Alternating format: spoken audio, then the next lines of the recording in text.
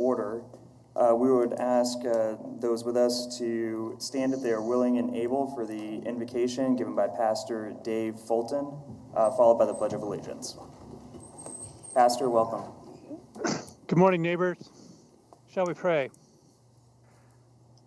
Good Lord, we gather in this space and this time to offer ourselves to you in prayer.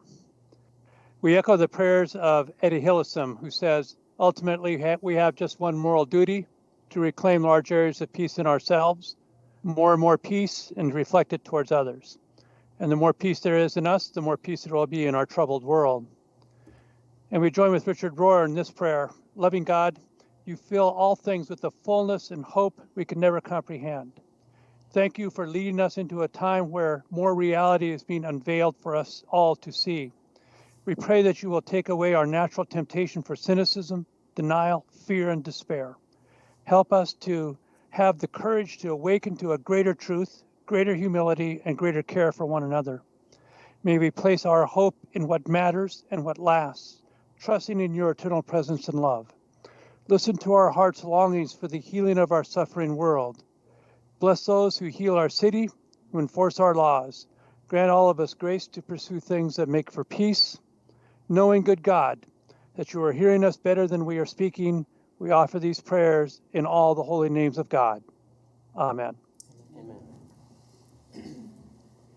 I pledge allegiance to the flag of the United States of America and to the republic for which it stands, one nation, under God, indivisible, with liberty and justice for all. All right, Madam Clerk. Approval of the minutes of the regular meeting on May 11th, 2021. Has every member had a chance to review the minutes? And if so, is there any discussion on the minutes? If there is no discussion on the minutes, now I'll make a motion that we accept the minutes as presented. Is there a second? Second. Motion has been made and seconded by the Vice Mayor. Clerk will open a roll. Members cast their vote. Aye. With a result of 7 yeas, the motion does pass. Madam Clerk. Proclamations. National Public Works Week.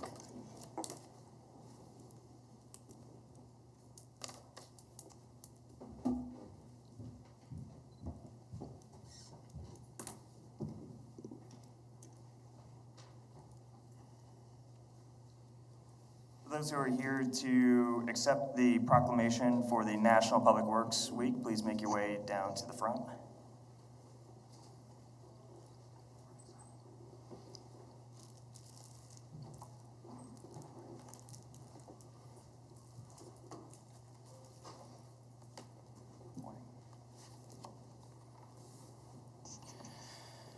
Proclamation of the City of Wichita, founded in 1870, whereas public works professionals focus on infrastructure, facilities, and services that are of vital importance to sustainable and resilient communities and to the public health, high quality of life, and well-being of the people of Wichita, Kansas.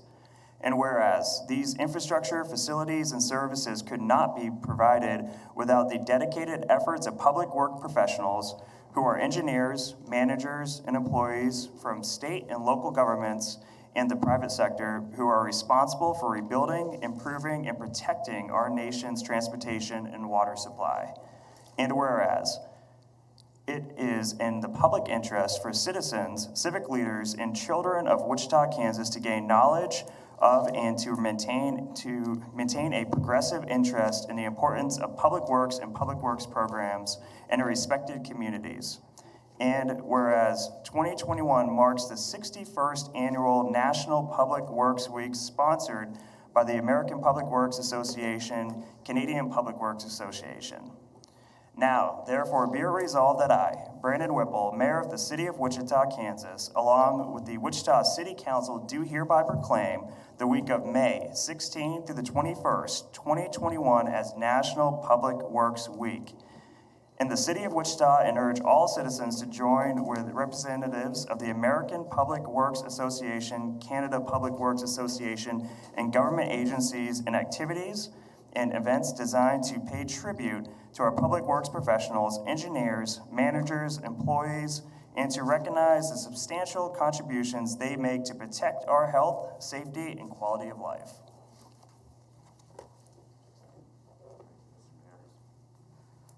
Thank you, Mr. Mayor. Public Works and Utilities employees provide vital services to their community. When communities are faced with challenges like global pandemic or a winter storm, these services become even more critical. Residents can trust our Public Works and Utilities crews will be there to keep the water running and keep the roads safe and maintain services. Last year, during the stay-at-home order, Public Works and Utilities workers remained in the field, treating water, preserving streets, and providing important services. In February of this year, during the record-breaking winter storm, Wichita endured 42 consecutive hours of recorded temperatures at or below zero, followed by an accumulation of nearly 6 inches of snow.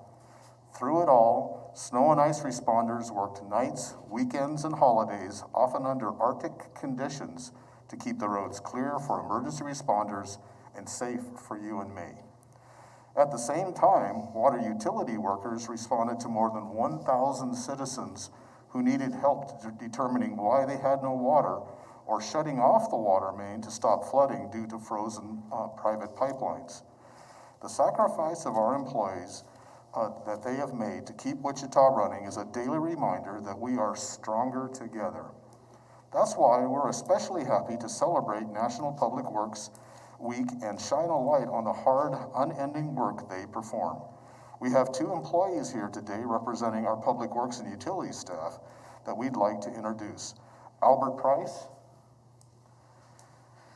He's a street maintenance supervisor and has been at the city of Wichita for 25 years. He manages 66 employees and leads our snow and ice crews and keeps our streets safe and travelable. And Andrew Huvia, he's a water distribution service crew leader. He's been at the city for 7 years, and he was front and center on the efforts to keep customers' water running through the winter storm, even creating a new approach to thawing frozen service lines in a fraction of the time it would otherwise take. Thank you both for your service. The continuation of these services is paramount to the community, and as such, recruitment of young talent to ensure this critical work can continue is imperative. That's why we're excited to have with us today Wendy Reyes. She's with WSU Tech Construction Science Apprentice. The WSU Tech Construction Science Apprenticeship aims at combining classroom work with real-world application, resulting in an award from WSU Tech and a certificate of completion from the state of Kansas. Wendy just completed her Year 1 coursework. Once she completes the program, she plans to continue her career in construction. She is currently working with City's design builder on the Northwest Water Facility. Her interest is on the field of bridges, experiencing Public Works and Utilities staff to the next generation of workers, and is one more way that we are stronger together. Thank you, Wendy, and welcome aboard. I hope the community will take a moment this week to reflect on the good work these employees perform to keep Wichita running, and if they feel so inclined, even share a story of when our crews helped with personally with hashtag ICT loves PWU. Thank you. Thank you.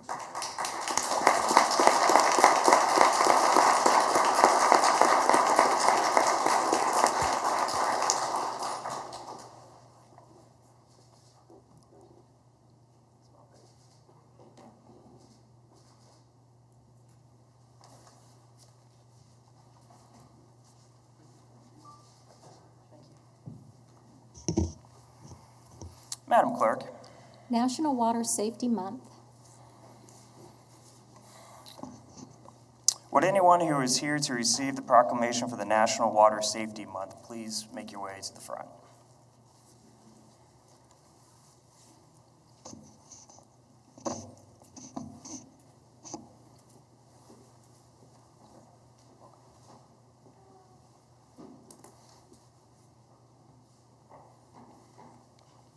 Proclamation of the City of Wichita, Kansas, founded in 1870. Whereas National Water Safety Month is an annual awareness campaign coordinated by the Pool and Hot Tub Alliance with support from the American Red Cross, National Recreation and Park Association, and World Water Park Association. Whereas safety around water is important to bring safe, enjoyable aquatic activities to the public. Whereas drowning is the 5th leading cause of unintentional injury, death for people of all ages. Whereas supervision is the most important factor for water safety. Whereas learning how to swim is an essential life skill.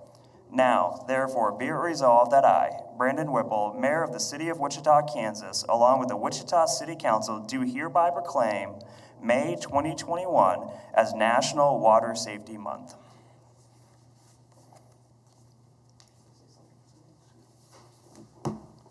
Thank you, Mayor. Just want to have an opportunity to just kind of spotlight the importance of Water Safety Month. Annually, between 3,500 and 4,000 people die because of drowning. And that's about an average of 10 people per day. And it's the number one unintended death for children from the age of 1 to 4. So I thought it was appropriate for us getting ready to open up for Memorial Day weekend with our pools that we highlight the importance of water safety and also the swim lessons that we offer to the community. So please go out and visit our wichita.gov/aquatics website and look at what's available for swim lessons and water safety that we offer to the community.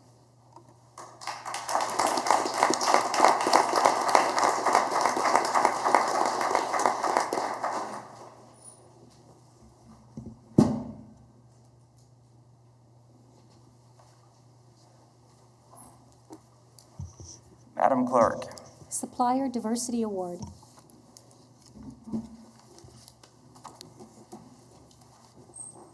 This is going to be fun. So today, I'm pleased to acknowledge the city departments that have met or exceeded their 2020 goals for spending with emerging and disadvantaged business enterprises. The city of Wichita is committed to the development and support of emerging and disadvantaged business enterprises, including minority and women-owned businesses. Increasing their representation and utilization helps grow the number of contractors and vendors available to the city. This not only provides opportunities for EBE and DBE firms, but also helps reduce the price of the city pays for goods and services. More information is available to do business by contacting the purchasing department or online at wichita.gov. In 2020, the city purchased over $41 million in goods and services from EBE and DBE firms. That represents over 19% of all the dollars spent by the city. To emphasize the importance of the EBE and DBE program, departmental goals are established each year. Today, I want to recognize and thank the following departments that exceeded their goals in 2020 and who continue to help this program continue to be a success. So with that, first up is airport.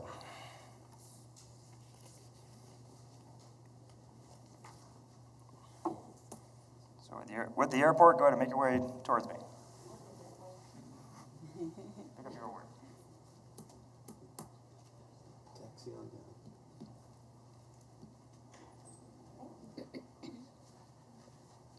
Next, city manager. City Manager Boblian, or his designee. Somebody grab this. There we go. Next up, the Finance Department.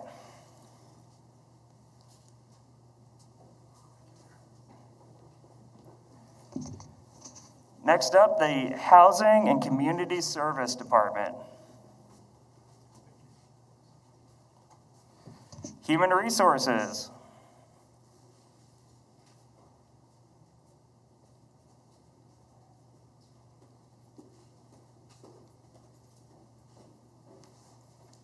Information Technology.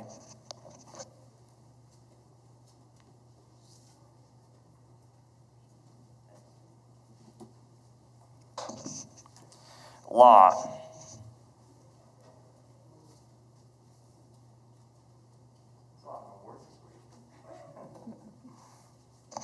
Library.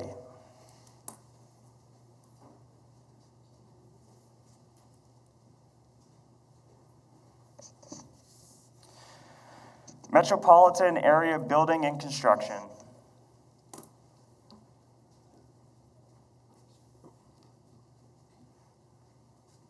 Municipal Court.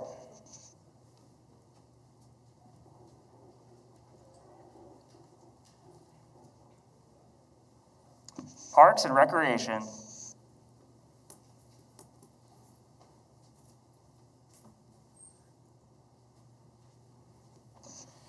Wichita Sedgwick County Planning.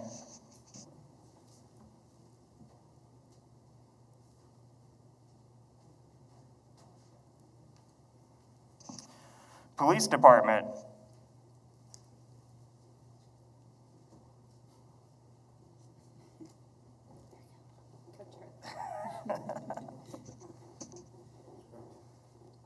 There you go, sir.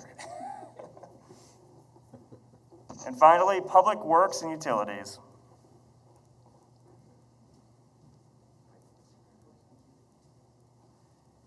Madam Clerk.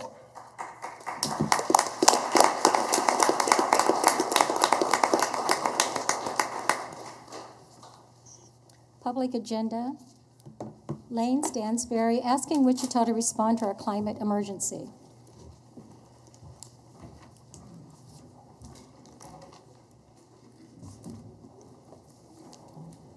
Sir, welcome. You have 5 minutes. Thank you. My name is Lane Stanberry, and I live at 8510 East 29th Street. These are my own opinions and do not represent my employer. I love Wichita. I was born here, I grew up here, went to Wichita Public Schools, graduated college here amidst a pandemic. I even work here, will get married here, and plan on settling down here. However, I love Wichita so much that I want to see it change for the better when it needs to improve. Wichita has struggled to address the nonpartisan issue of climate change. According to the ACEEE, Wichita is 99th out of the 100 largest cities in climate policy. Simply, Wichitans deserve better. Some of the possible avenues that the city could explore would be initiating emission-cutting standards or goals for its own operations and buildings, and if this is already happening, to make those standards public as an act of leadership and transparency. These same standards can be applied for energy and water efficiency. However, we know that green initiatives start with green infrastructure, which includes more sustainable transportation, as well as a community-wide initiatives that foster a commitment to creating a cleaner environment for all of us living here. While the possibility of bringing back Amtrak is a step in the right direction, we must still commit not only to funding public transportation, including the bus system, but also setting goals to reduce emissions through it, as well as making it more accessible by subsidizing it for lower-income families. And finally, the city must institute an independent sustainability board to ensure that these issues are being taken into account when enacting policy and allocating the budget. My generation is becoming increasingly aware of these issues. As someone who stayed in Wichita his entire life, I'm in the minority of my friends. It's not surprising to me that when they're looking to start a family, they want to know that the environment they choose for their children is one that commits to clean energy and a clean environment. Wichita could be home to so many more families, making lasting memories as I have, while at the same time growing our economy and contributing to our vibrant community. But we have to take action first. I want people to enjoy Wichita as I have, and if we are to do that, we need to make sure that climate issues are adequately addressed. Job 12:10 says this, "In his hand is the life of every living thing and the breath of all mankind." God's creation is one of his greatest gifts to mankind, and when we treat it the way we do, we dishonor him. Before we enter his kingdom, will God ask us what we did when his creation was being destroyed? Will he ask us, what did you do with the gift I had given you? I urge action, policy, and accountability from the city in terms of climate change and awareness, and again, wish the city to create an independent sustainability board to ensure these issues are accounted for. Thank you for the opportunity to speak on this topic, and I hope Wichita will be on the right side of history on this issue. Thank you. Councilmember Johnson. Thanks, Mayor. Thank you, Mr. Stansberry. I don't have a question for you, but I did like your idea. Bob, since we continue to talk about what we're doing with climate, could we potentially make a link on the website just to talk about everything we're doing. Because I know you even mentioned we get 90% of our energy, it's wind energy, as an agreement from Evergy. But I think listing all that out would be great. Yeah, and I think a lot of us, we're just like, we don't, if we don't know that those things are happening, we like to see what exactly are the goals that we're setting, and because I had no idea that we're getting 90% from wind, and that's great, so I appreciate that. Yeah, and I just want to, maybe we got to be, announcing it at a press conference, and so it might not be enough, maybe, because we are over 80-90% wind energy according to this ranking. We have 0 points in that category. We announced our water conservation program, where we are refunding folks if they buy an appliance that conserves water or uses a rain barrow. We have no points in that category, and we continue to increase our fleet of electric buses, replacing old buses. And I don't think we got 3 out of 30 points in that category. So I'm not sure how updated this is, but we need to be doing, I think, a better job promoting the steps that we've taken over the last year, and then also so we can get feedback from the community on how we can improve and continue being responsible stewards. So I think that hopefully we can get some of that posted on the website as the Vice Mayor requested, but we would love to continue with this community input so we can keep moving in the right direction. Councilmember Claycomb. Thank you, Mayor. Thank you, Mr. Stansberry, for being here. Mayor, I just wonder, we've heard from a lot of people about creating a Sustainability Advisory Board or Committee, and I think it's a great idea to put out on our website all of the things that we're doing, because we aren't sitting on our hands. We are doing things, but I think it's difficult sometimes to get that information out. But I'm wondering if maybe it would be appropriate to ask staff to look at a recommendation on how we might create a Sustainability Advisory Board or a committee to help us through this process over the next year while the WSU's Environmental Finance Center is helping us. Would it be beneficial to do that at this time? Yeah, and I was thinking about this yesterday when I got some calls about the Plastic Bag Task Force Committee asking about their work, and some of my responses was about how this has really kicked off a conversation, I think a more comprehensive conversation about clean energy and about cleaning or keeping our city clean and renewables and sustainability. So my I guess wonder would be, do we want to, and maybe this is a discussion that we have, if we create a separate task force, or do we want to build on to the plastic bag task force and have that be maybe a larger viewpoint of what they take on as well. So I agree with you that it seems that with the trash or the litter study that we have just partnered with WSU on, with some of these other initiatives, it seems we are looking at this through a larger lens, and perhaps a community-driven task force or council would be appropriate. Well, Mayor, what I suggest is that maybe we ask the manager to have staff look at this and come back with a recommendation on how we might do this, because it will need some staffing, and how would we do that? And so I'd rely on the manager and staff to bring back a recommendation, if that's all right. Exactly. I think it's a great idea. And maybe we can ask staff to reach out to the Plastic Bag Task Force and ask if they would like to be included in a bigger, more comprehensive, or if they would like to stay in their structure at their end and create a secondary council for this. But I think that would be, I concur. Councilmember Tuttle. Is it every time I have? Yours is the only one that does that. We got to fix that for you. I know, it's the short thing. And I don't want to get too far in the weeds, Bob, with this, but I was thinking also about the Plastic Bag Task Force, just because Vice Mayor and I serve on that, and this is some of the work that they're already doing and talking about beyond plastic bags. But just for the record, I'd also like to maybe have us consider someone from the Food Policy Council. I know that the Master Food Plan is something we've presented and something that we'll be discussing again, and I think chatting with our friends across the street at the county. But the footprints are similar, and many communities also incorporate the work of a master food plan into a sustainability plan. Great. Well done. Thank you, sir. Thank you. Thank you. Madam Clerk. Michael McCorkle, Wichita Sustainability Plan.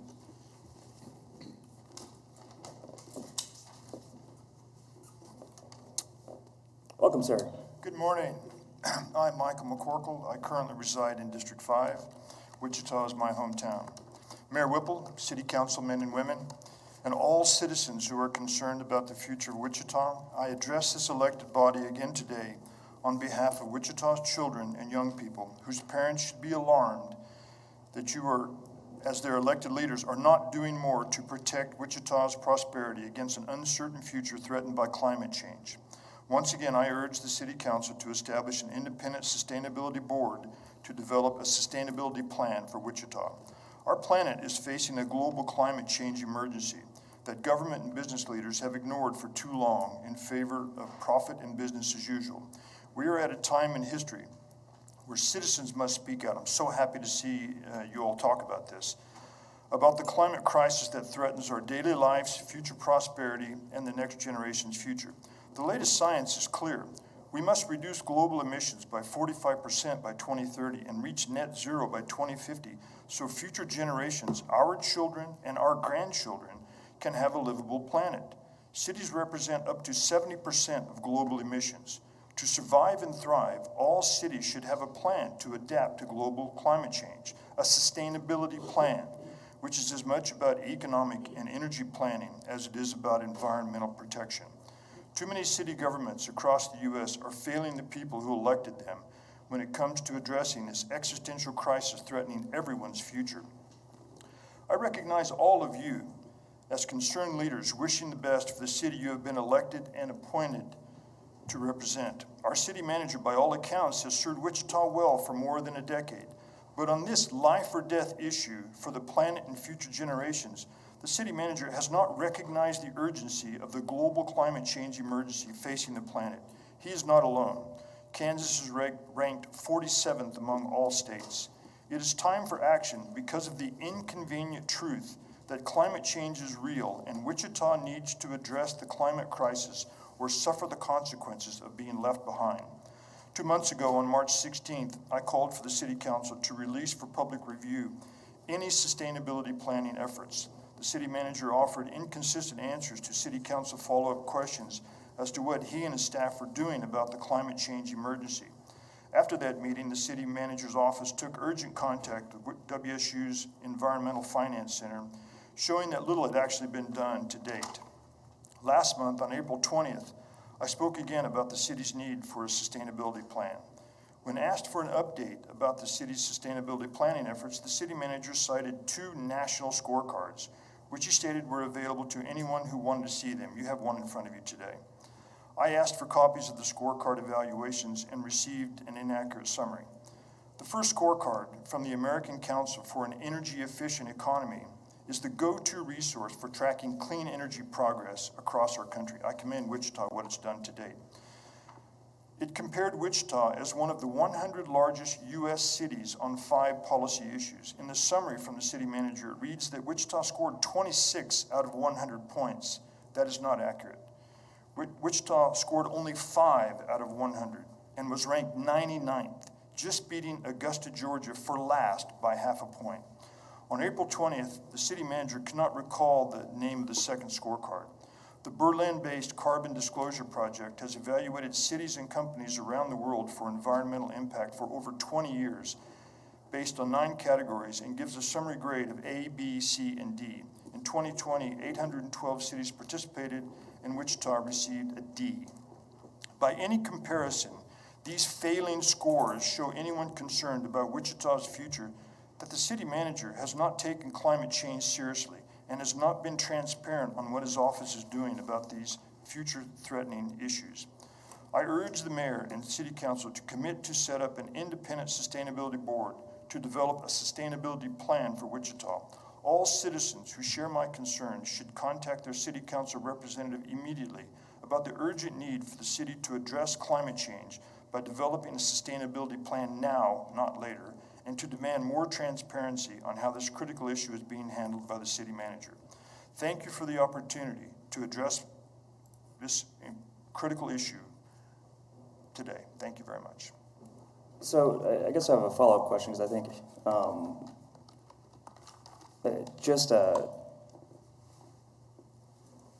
everyone is aware, because I think we've talked about this, that we now are over 80% wind energy for our municipal buildings.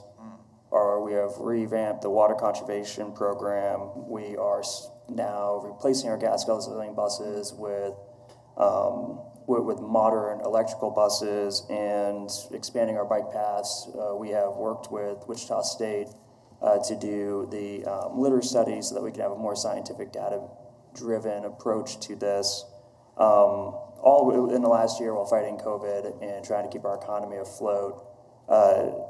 So I'm just wondering, with your comment that we have done little to date, what more should we have done during this time?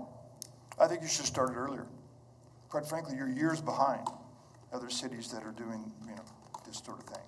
And I commend you on what you're doing, and I will definitely be watching to see what you do further. Thank you very much. Okay, so is there anything more we should be doing looking forward, though, that is just a low-hanging fruit that we're missing?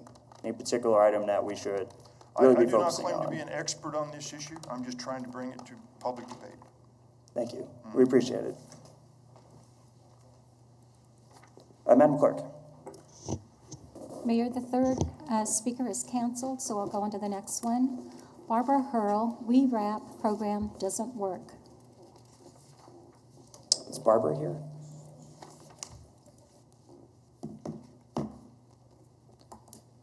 I don't think she's here. All right, we will go on to the next one, next person. Kyle Broadfoot, Sustainability Advisory Board.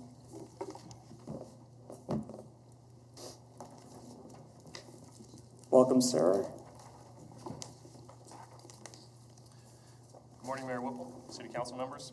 My name is Kyle Broadfoot. I live at 1440 North Coolidge in Riverside. Today, I'm here to share with you some of my perspectives as a Wichita original, as a scientist, and as an educator, and to ask that you consider formally sustainability in every sense when, by establishing a Sustainability Advisory Board and a Wichita Sustainability Plan. Like many of my cohort, I never planned to stay in Wichita. In fact, I left about 10 years ago for school, for training, for job opportunities elsewhere. Only this fall did I return to begin a new career as a teacher and to be closer to my friends and family. This last detail, though, the coming back is getting rarer each year. Last week, we heard an echo of the same sentiment from Laura Lombard and from many others for the past several weeks, including this morning. As an environmental science teacher at East High, I've had countless conversations with students about their plans after graduation. Like most young people here, they don't see Wichita as a long-term option. They see a bigger, brighter future in other larger cities. When I asked, only 3 of 120 students said that they imagine themselves here in 5, 10, 20 years from now. Those that did expressed some sort of familial obligation rather than an optimism for this place. Those that plan to leave include the handful of students enrolled concurrently with WSU Tech, Pratt Community College, who, when they leave, will take their specialized training and their skills elsewhere into what they see as growing markets in infrastructure and renewables. This body is well aware that when they leave, they also take their talent, their energies, their purchasing, and their tax dollars with them. By choosing to leave, they're voting with their feet for the kind of future that they want. Increasingly, young people take note of cities with vibrant public spaces, robust transportation options, and initiatives for greater equity, inclusion, and climate commitments. Just last week, the National Oceanic and Atmospheric Administration released what it has measured to be the new climate normals for the past 30 years. Based on well over a century of detailed measurements across the continent, this data clearly shows that parts of Kansas are 1.5 to 2 degrees warmer than they have been for all of the 20th century. Looking ahead into the already tumultuous 21st century, I can't help but think how far behind we and every other major cities are in preparing for this future. The current global climate is already outside of what humans have adapted to and flourished under for the last several thousand years. And there's no doubt that these coming changes will impact our region's agriculture, our commerce, our energy production, and our quality of life. As a city, we can choose to help mitigate these effects, or we can adapt to them after the fact. The best available science tells us that to forestall the worst of these impacts, we need to get to carbon neutral by 2050. To that end, the Biden administration is preparing plans and funding to mobilize American industry and workforce to meet that goal by 2035. Whether or not all of us here understand the science, we surely see the writing on the wall. A large part of this investment for this goal comes in the form of more resilient infrastructure in energy, in buildings, and in transportation.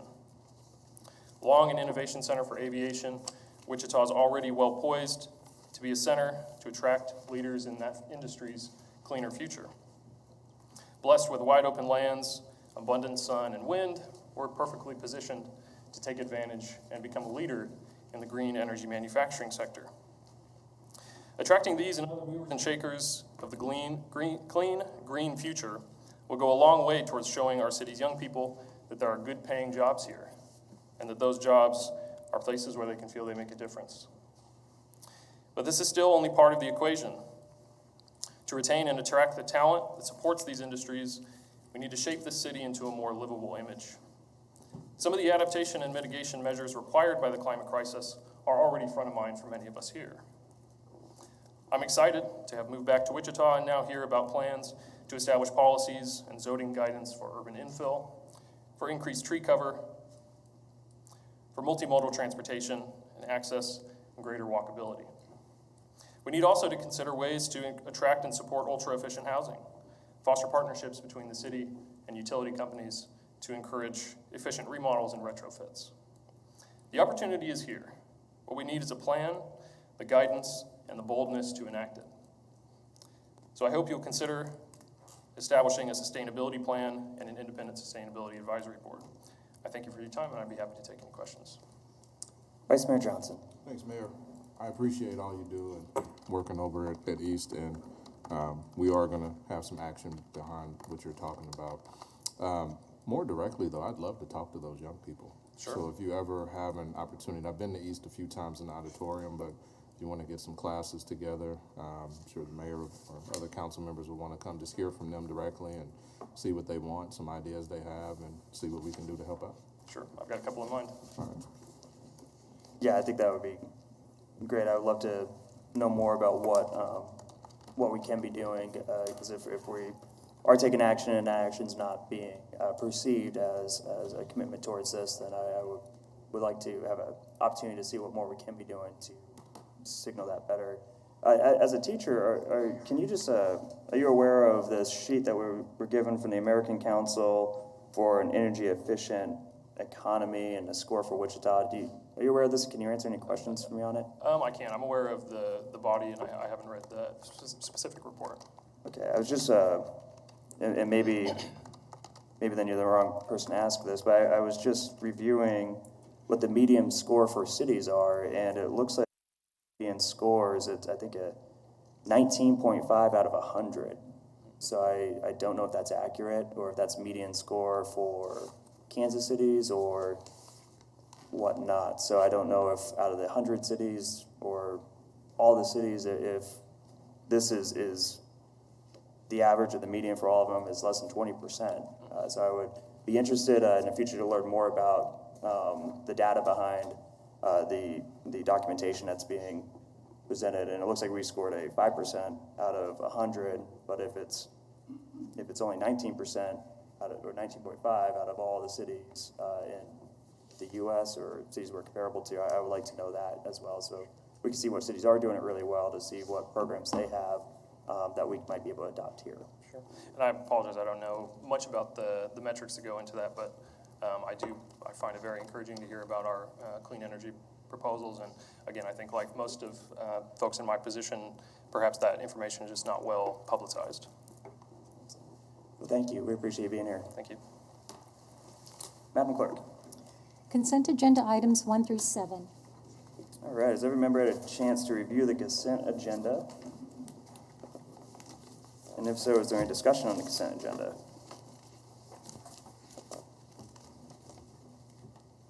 If there is no discussion on the consent agenda, then I'll make a motion to accept the consent agenda as it is. Second. Motion has been seconded by the Vice Mayor. Clerk will open a roll. Members cast the vote. Aye. Result of 7 yeas, the motion does pass. Madam Clerk. Report of awarded bids and contracts dated May 17th, 2021.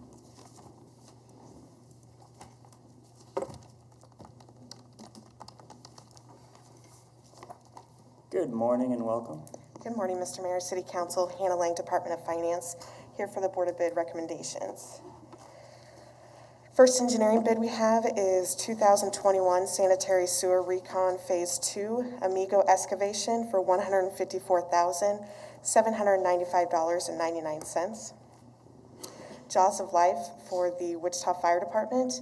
Weiss Fire and Safety Equipment, $130,588.75. This is our purchasing procurement website, as well as our current open request for proposals. That is the Board of Bid recommendations. With that, I'll stand for any questions. Are there any questions for staff? See none. Thank you. Is there any input from the public? See none, we'll bring discussion back to the bench. Is there discussion on the item? If there is no discussion, then I will make the motion to take staff's recommended action to receive and file the report, approve the contracts, and authorize the necessary signatures. Is there a second? Second. Motion has been made and seconded by the Vice Mayor. Clerk will open the roll. Members cast the vote. Aye. With the result of 7 yeas, the motion does pass. Madam Clerk. Petitions for public improvements. Welcome, sir. Good morning, Mayor. Council members, Gary Jansen, Public Works Engineering. The item before you this morning is a request for approval of petitions for public improvements. As always, the signatures on all petitions represent 100% of the improvement district, and all petitions are valid per Kansas statute. We have quite a few petitions for your approval today, all at Northgate Edition, Northgate 4th Edition, and Northgate 5th Edition. This is west of Meridian, north of 53rd Street North in District 6. There are new petitions for water improvements, sanitary sewer, storm sewer, and paving. There are also revised petitions for water, sanitary sewer, stormwater drain, and paving. I might mention real quick, today seeing 24 petitions in all for multiple public infrastructure improvement projects. This is a real testament to the success of what we've done with the approval of these petitions and being able to do this on a consent item each week. In the past, especially when you saw the number of revised petitions that there were, these are done in order to meet current market conditions. The residential housing market is really dynamic and fast moving right now. And we talk to the development community on a pretty regular basis. And so for them to be able to revise those petitions as they have done, submit them last week, get them approved this week, it still allows those projects to move forward in a timely manner. Prior to having this in place, it would have taken 4 or 5 weeks per our normal process to get these petitions approved, which naturally would have held everything up. So again, thank you for allowing this to happen. With that, staff recommends City Council approve the new and revised petitions and budgets, adopt amending resolutions, and authorize necessary signatures. I'd be happy to stand for any questions. Are there questions of staff? See no questions for staff. Is there input from the public?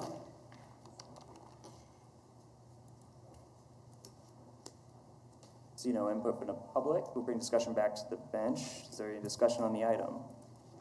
If there is no further discussion, then I will make the motion to accept staff's recommended action to approve the new and revised petitions and budgets, adopt the new and amended resolutions, and authorize the necessary signatures. Is there a second? Second. Motion has been seconded by the Vice Mayor. Clerk will open the roll. Members will cast your vote. Aye. The result of 7 yeas, the motion does pass. Madam Clerk. Repair or removal of dangerous and unsafe structures. Good morning and welcome. Good morning. My name is Kaylin Nethercott. I'm with MABCD as the Neighborhood Inspection Administrator. On March 1st, 2021, the Board of Code Standards and Appeals held hearings for 5 separate properties. Since that time, 1 property has been demolished by the owner, and the board is now referring the following 4 properties to the City Council for condemnation consideration. The 4 properties are located in Districts 1, 3, 4, and 6, respectively. The first property under consideration is 721 North Madison. The property's been vacant for an unknown number of years and has continued to deteriorate. The concrete foundation is shifting and cracking, the siding is rotted and missing in areas, the roof is badly worn, and the front porch is not stable. MABCD has assisted police with this location on 2 different occasions in the last 5 years. This property was placarded in July of 2018. A UCC has been issued and the property has been the subject of environmental court. All attempts at compliance have failed. Property taxes are delinquent for 2017 through 2020 in the amount of $1,962.28.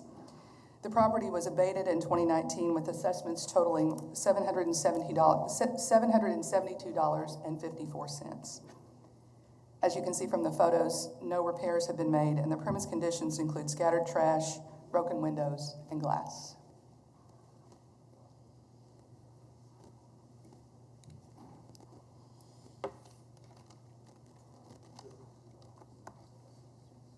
There are no questions or... Councilmember Johnson. Thanks, Mayor.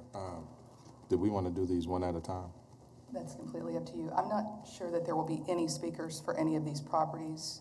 If it will be, Kaylin. Is there one here? We do have a public speaker. Well, I'd like to do, we historically have done these one at a time just to give folks an opportunity. So if you, Mayor. The chair relinquishes the floor to the vice mayor for this item. Huh. We'll sit back, watch, and take notes. All right. So on this one, we have a speaker for this. I'd love to hear from our speaker on this.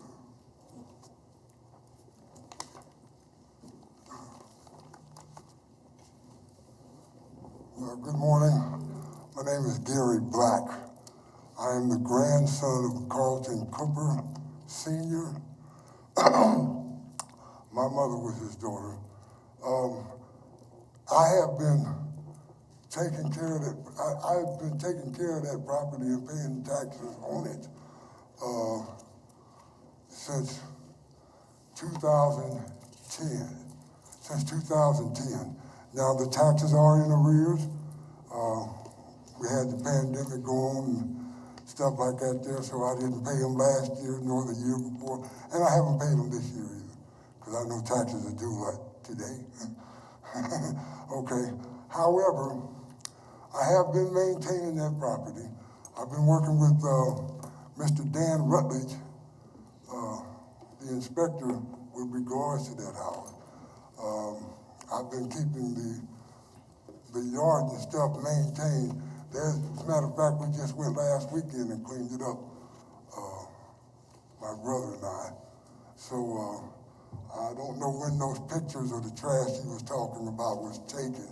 However, it's not there now, in addition to having to clean up the alleyway along with that.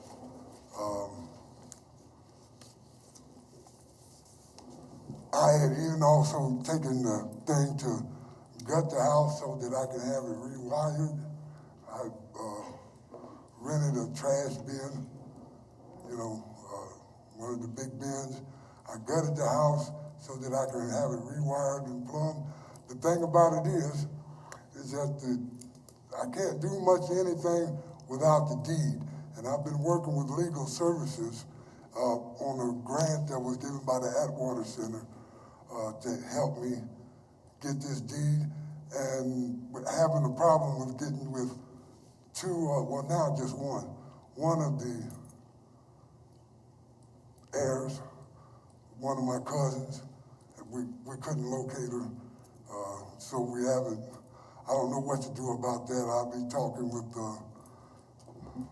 Julie somebody, I forget her name right now, I'm kind of nervous. But it's with the legal services, and they're helping me to get the deed together. And once I get the deed together, then Mr. Rutledge has me to get in contact with him, and there were some people with the city that could help me in maybe getting some of this stuff together.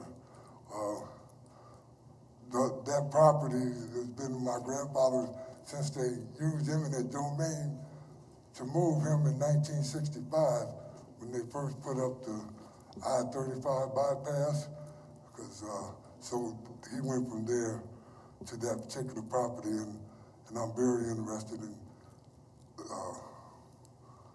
holding on to the property for the family. Okay. I think that's... Mayor Whipple. Thank you, Vice Mayor. So you're telling us today that the pictures that were just presented aren't as up to date. I didn't see the pictures. Okay. I seen one of the back where I had to take the last piece of beaver board that I had to put it on that back window. The garage is boarded up. Also have been dealing with young vandals over there too. And that's why the windows are all broken out and things of that nature there. I do have the people that are in the neighborhood, they've been watching it for me when the vandals come there, they call me and let me know about it and things, and they're willing to help me get the property together. I think that's about all I can say. I know that there's no trash on the ground. I know that the grass has been cut. I know that the hedges that have been trimmed. I intended to go there today because I got my ladder on the back of the truck now to go up and take the stuff that's been on top of the roof. There's some debris, branches and stuff. I've gotten with Mr. Rutledge before on that particular issue with regards to the roof. And he just told me to just keep in touch with him and help maintain it. In addition to that,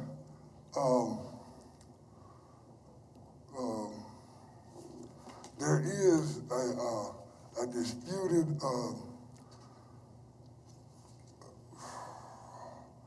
I'm disputing one particular thing where they said that the city, they were called in to clean it up, and I think it cost like $700, almost $800 for the city to come and clean it up. Well, the first thing I said, well, heck, they should have called me. I'd have did it for $200. But at any rate, myself and Mr. Washington cleaned up the lot, but when they came, we cleaned it up.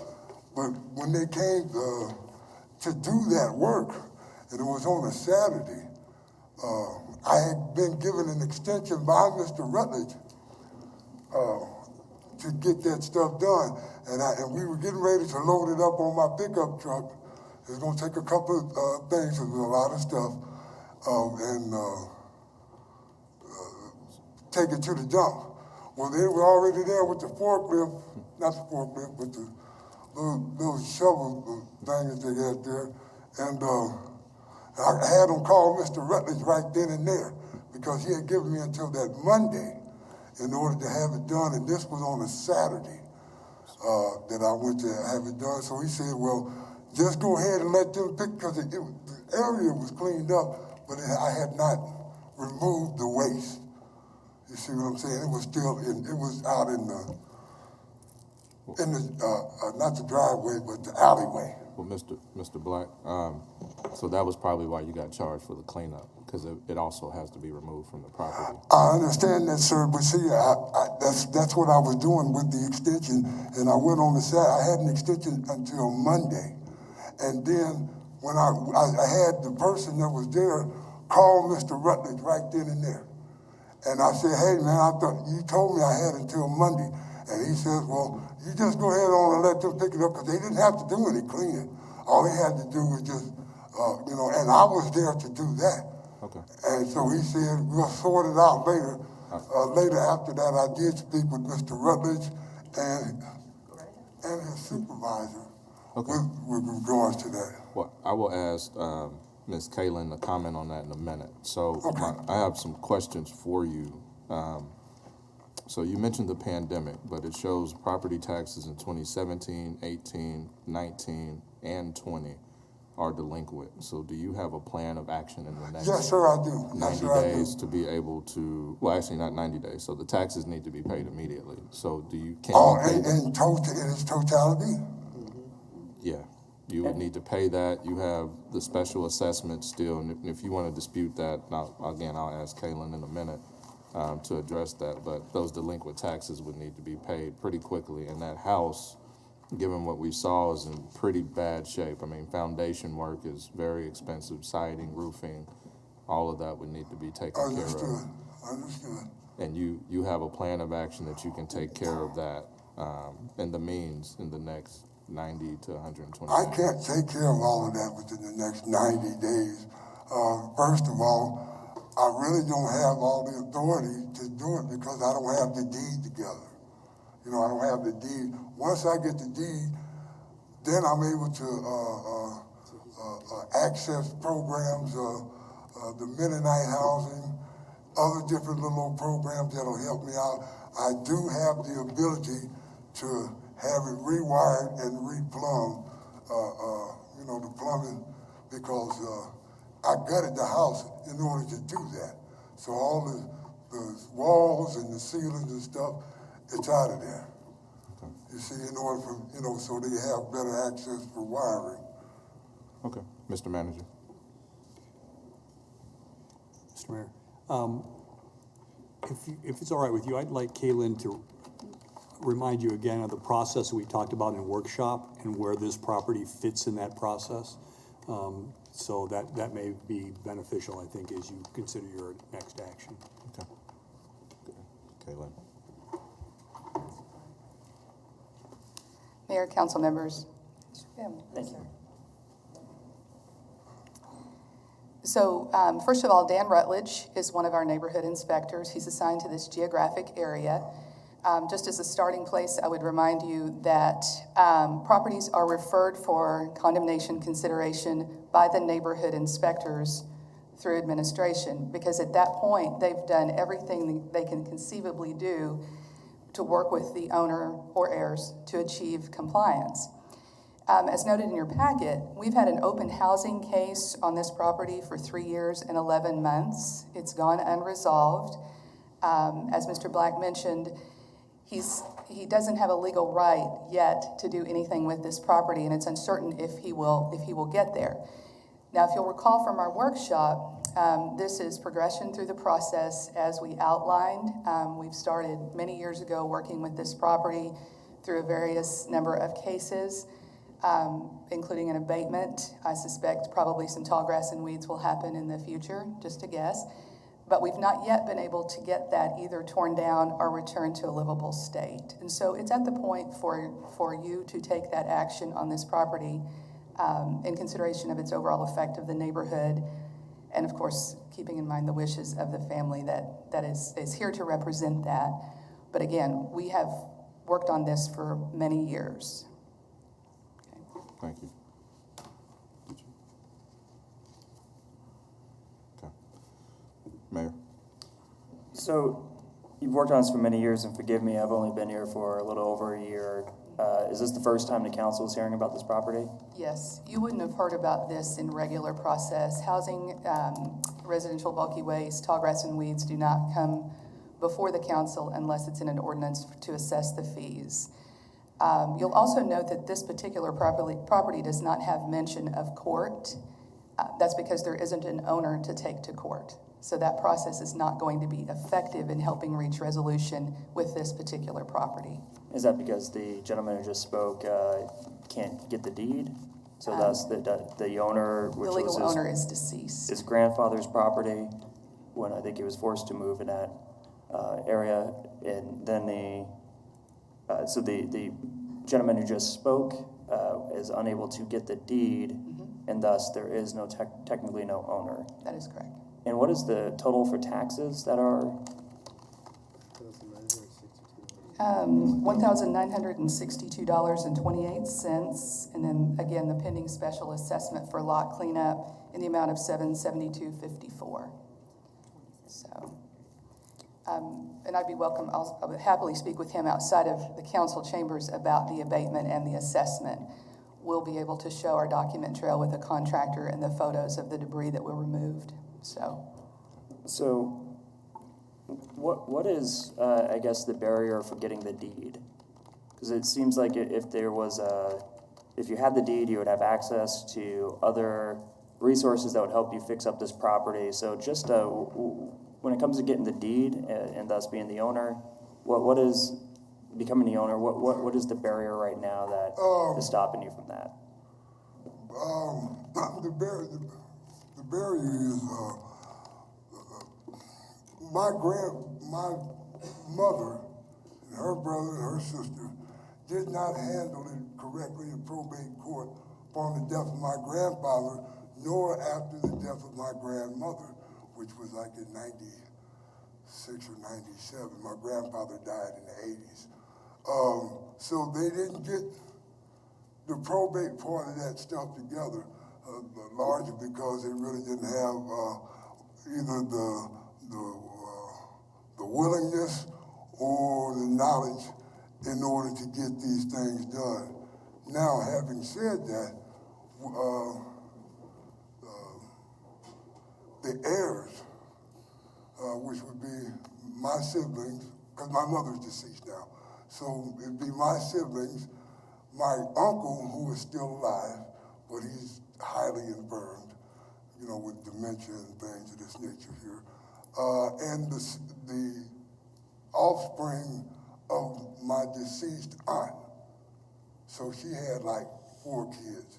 And then one of her children passed. So his three children are entitled to part of his 4th of her 3rd. Am I saying that right? I think I am. Okay, so in getting in touch with these 3, there was one that I could not get in touch with, but we did. We just got in touch with him last week, the legal services people. And then we still have one cousin,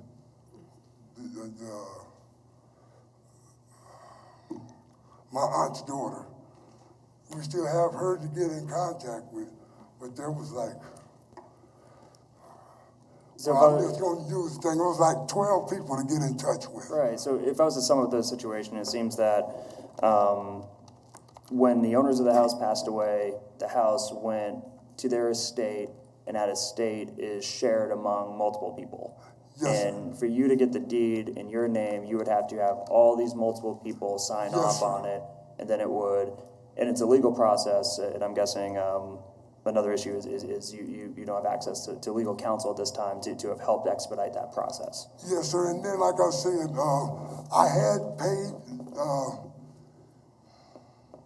over $1,000 in the taxes prior to the year before the pandemic began, and I had planned on paying like another $700, but things kind of got really squirrely, you know, last year around this time.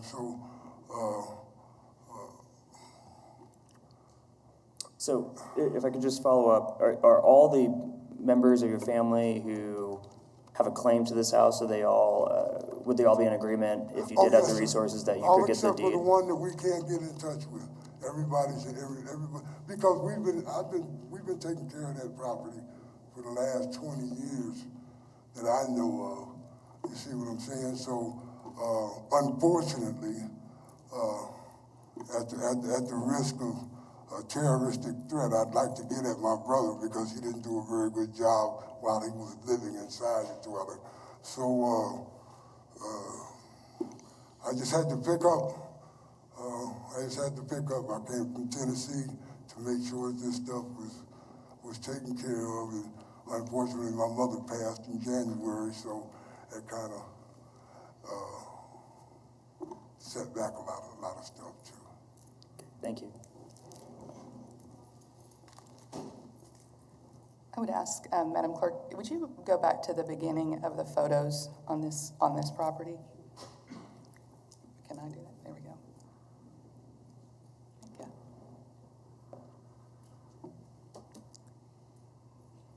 For council's consideration, I'd just like to review these one more time. So as Mr. Black mentioned, this property has become an attractive nuisance in the neighborhood. It has been vandalized. The board up is in place. I would also advise council to please keep in mind that the scope of repair required for this will undoubtedly require a structural engineer's report to certify the viability of the remaining parts of this structure. And it would also almost certainly require a general contractor to do the work, just simply given the scope of what is there. It sounds as though we are unsure of how long it's been vacant, but from the looks of this, I would say quite some time. Mr. Black, how long has it been vacant? So it's in your opinion. So it's been vacant for almost 4 years, which would coincide with about the time we started a housing case. Thanks, Mayor. Mm-hmm. So in your opinion, even if the legal issues were settled, the structure itself, due to the length that the repairs have built upon each other, the structure itself is likely unsavable. We would consider this to be a highly dilapidated and dangerous structure, yes.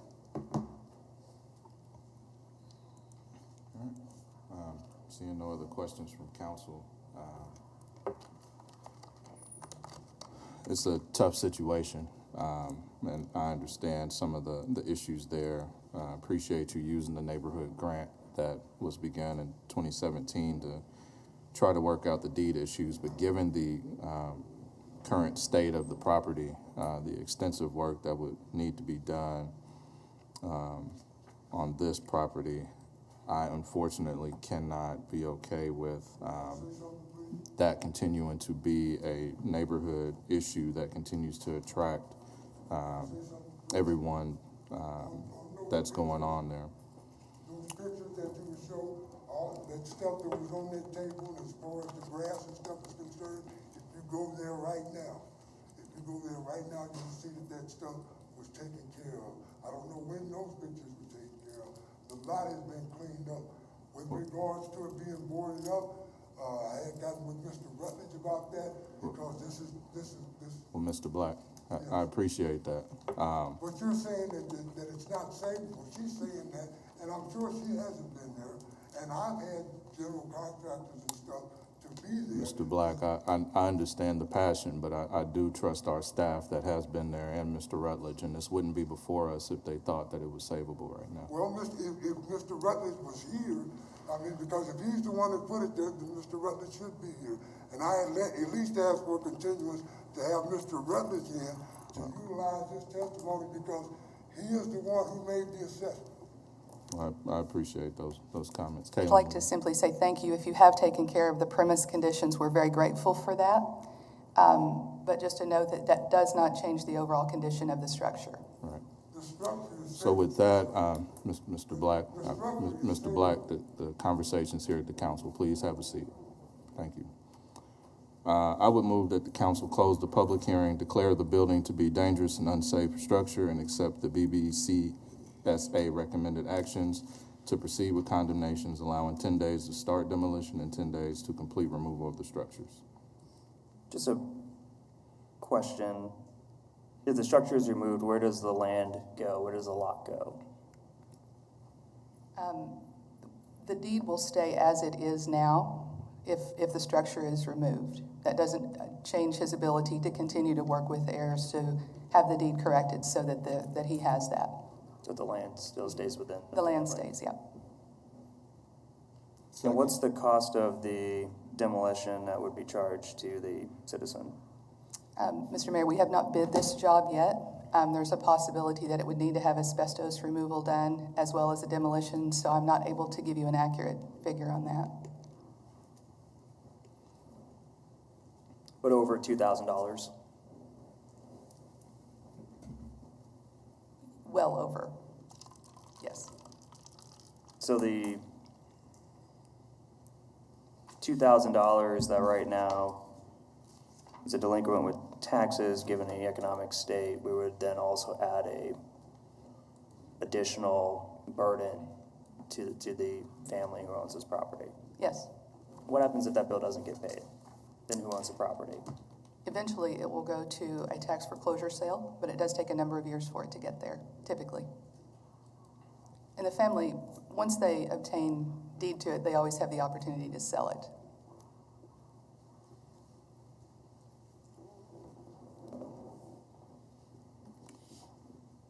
There is a motion on the floor. Is there a second? Second. It's been a motion and a second by Councilmember Fry. Council members, please cast your vote. Aye. With a vote of 6-1, that motion does pass. Next item, or next house. Is this appealable?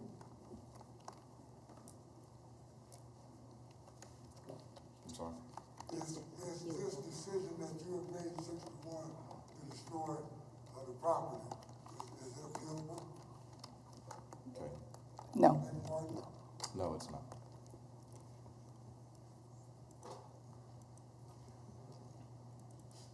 I'm sorry, sir, it is not. It's not appealable. It is not.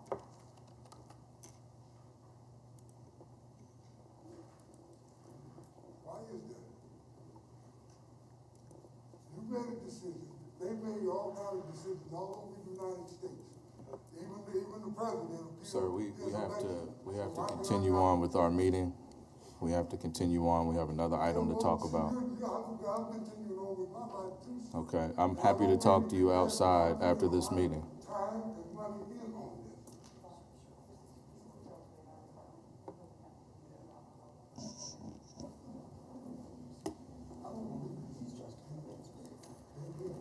We'll talk about that. Thank you, Kaylin. Thank you. Our next property is 1003 South Topeka Avenue. It is a duplex. This property has been vacant for an unknown number of years and has continued to deteriorate. This is a fire-damaged property. It's missing siding, has holes in the roof. The front porch is unstable. This property was placarded in October 2019. MABCD has assisted the police with this property on 8 different occasions in the last 5 years. Property taxes are delinquent on this property from 2018 to 2020 in the amount of $3,395.73, which includes a city abatement totaling $1,185.81 and an emergency board up in the amount of $1,199.72. As you can see from the photos, no repairs have been made and the second floor is unsecure with open windows. Premise conditions are not great. Thanks, Kaylin. This falls in District 3, so Councilmember Cirillo, how would you like to proceed? I have heard no, well, first, I guess I would like to ask, is there anybody from the public here to speak about this property? Seeing none, I've heard no comments about saving this property myself. Therefore, I'd make a motion that the City Council close the public hearing, declare the building to be dangerous and unsafe, and accept the BBCSA recommended action to proceed with condemnation, allowing 10 days to start demolition and 10 days to complete removal of the structure. Second.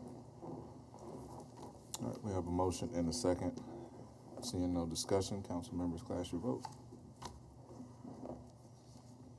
Aye. All right. With 7 yeas and 0 nays, that motion passes. Next home.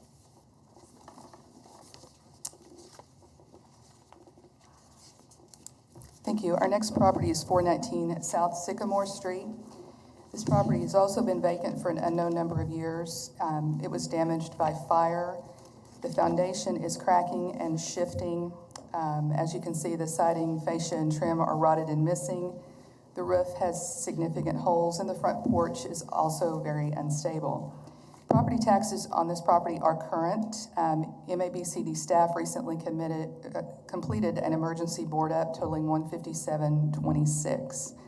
As the photos show, no repairs have been made. And again, the second floor is unsecure and has open windows.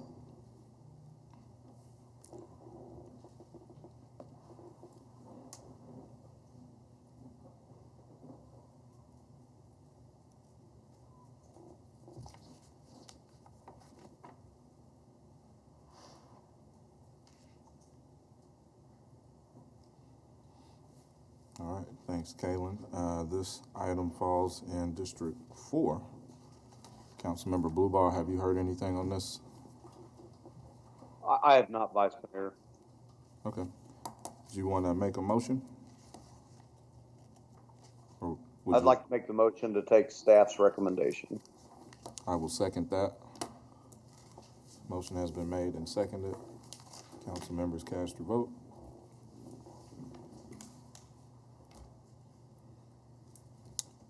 With 7 yeas, 0 nays, that motion does pass. We've got one more. Excuse me, our next property is 2034 North Jackson Avenue. This property has been vacant for an unknown number of years. It was damaged by fire, and the concrete block foundation is missing blocks and shifting badly. MABCD has assisted the police department with this location 4 times in the last 5 years. This property was placarded in November 2019. A UCC has been issued, and this property has been the subject of environmental court. All attempts at compliance have failed. Property taxes are delinquent from 2016 to 2020 in the amount of $4,207.94. The property was boarded up in June through a contracted job with a cost of $1,055.26. No repairs have been made, and the premise conditions include large amounts of debris under, around, and near the carport. All right, this item falls within District 6 of Councilmember Claycomb. Thank you. Kaylin, if someone was interested in buying a property like this, they have had ample time to do that, correct? I mean, I know that's not through us, I understand. It's a private transaction. It is a private transaction, and yes. So we've had, I'm looking at this one, we've had a housing case on this one for 18 months. So the owners, if we've been able to contact them, have certainly had ample time to address these concerns and to make a decision with getting rid of the property if it's not something that they want to keep in repair. The police caseload on this one was particularly interesting, so it might point to the fact that there's no interest in the owners at this point in time in doing anything further with it, but it would be up to them to sell it, yes. Okay, and they have not talked to you about that, or that they're trying to sell it, or? No, we've not had representation on the 4 properties before you today. No one attended the Board of Code Standards and Appeals hearing, and we've not had contact, not significant contact with them anyway. Okay, all right, and I don't think there's anybody here today to speak. Okay. Ready for a motion? I move that City Council close the public hearing, declare the buildings to be dangerous and unsafe structures, and accept the BBCSA recommended actions to proceed with condemnation, allowing 10 days to start demolition and 10 days to complete removal of the structures. Second. We have a motion and a second. Council members, cast your vote. Aye. 7 yeas to 0 nays, that motion passes. And Mayor, I will relinquish the floor back to you. Thank you, Mr. Vice Thank Mayor. you. Thank you. Madam Clerk. Water and sewer utility revenue bond sale.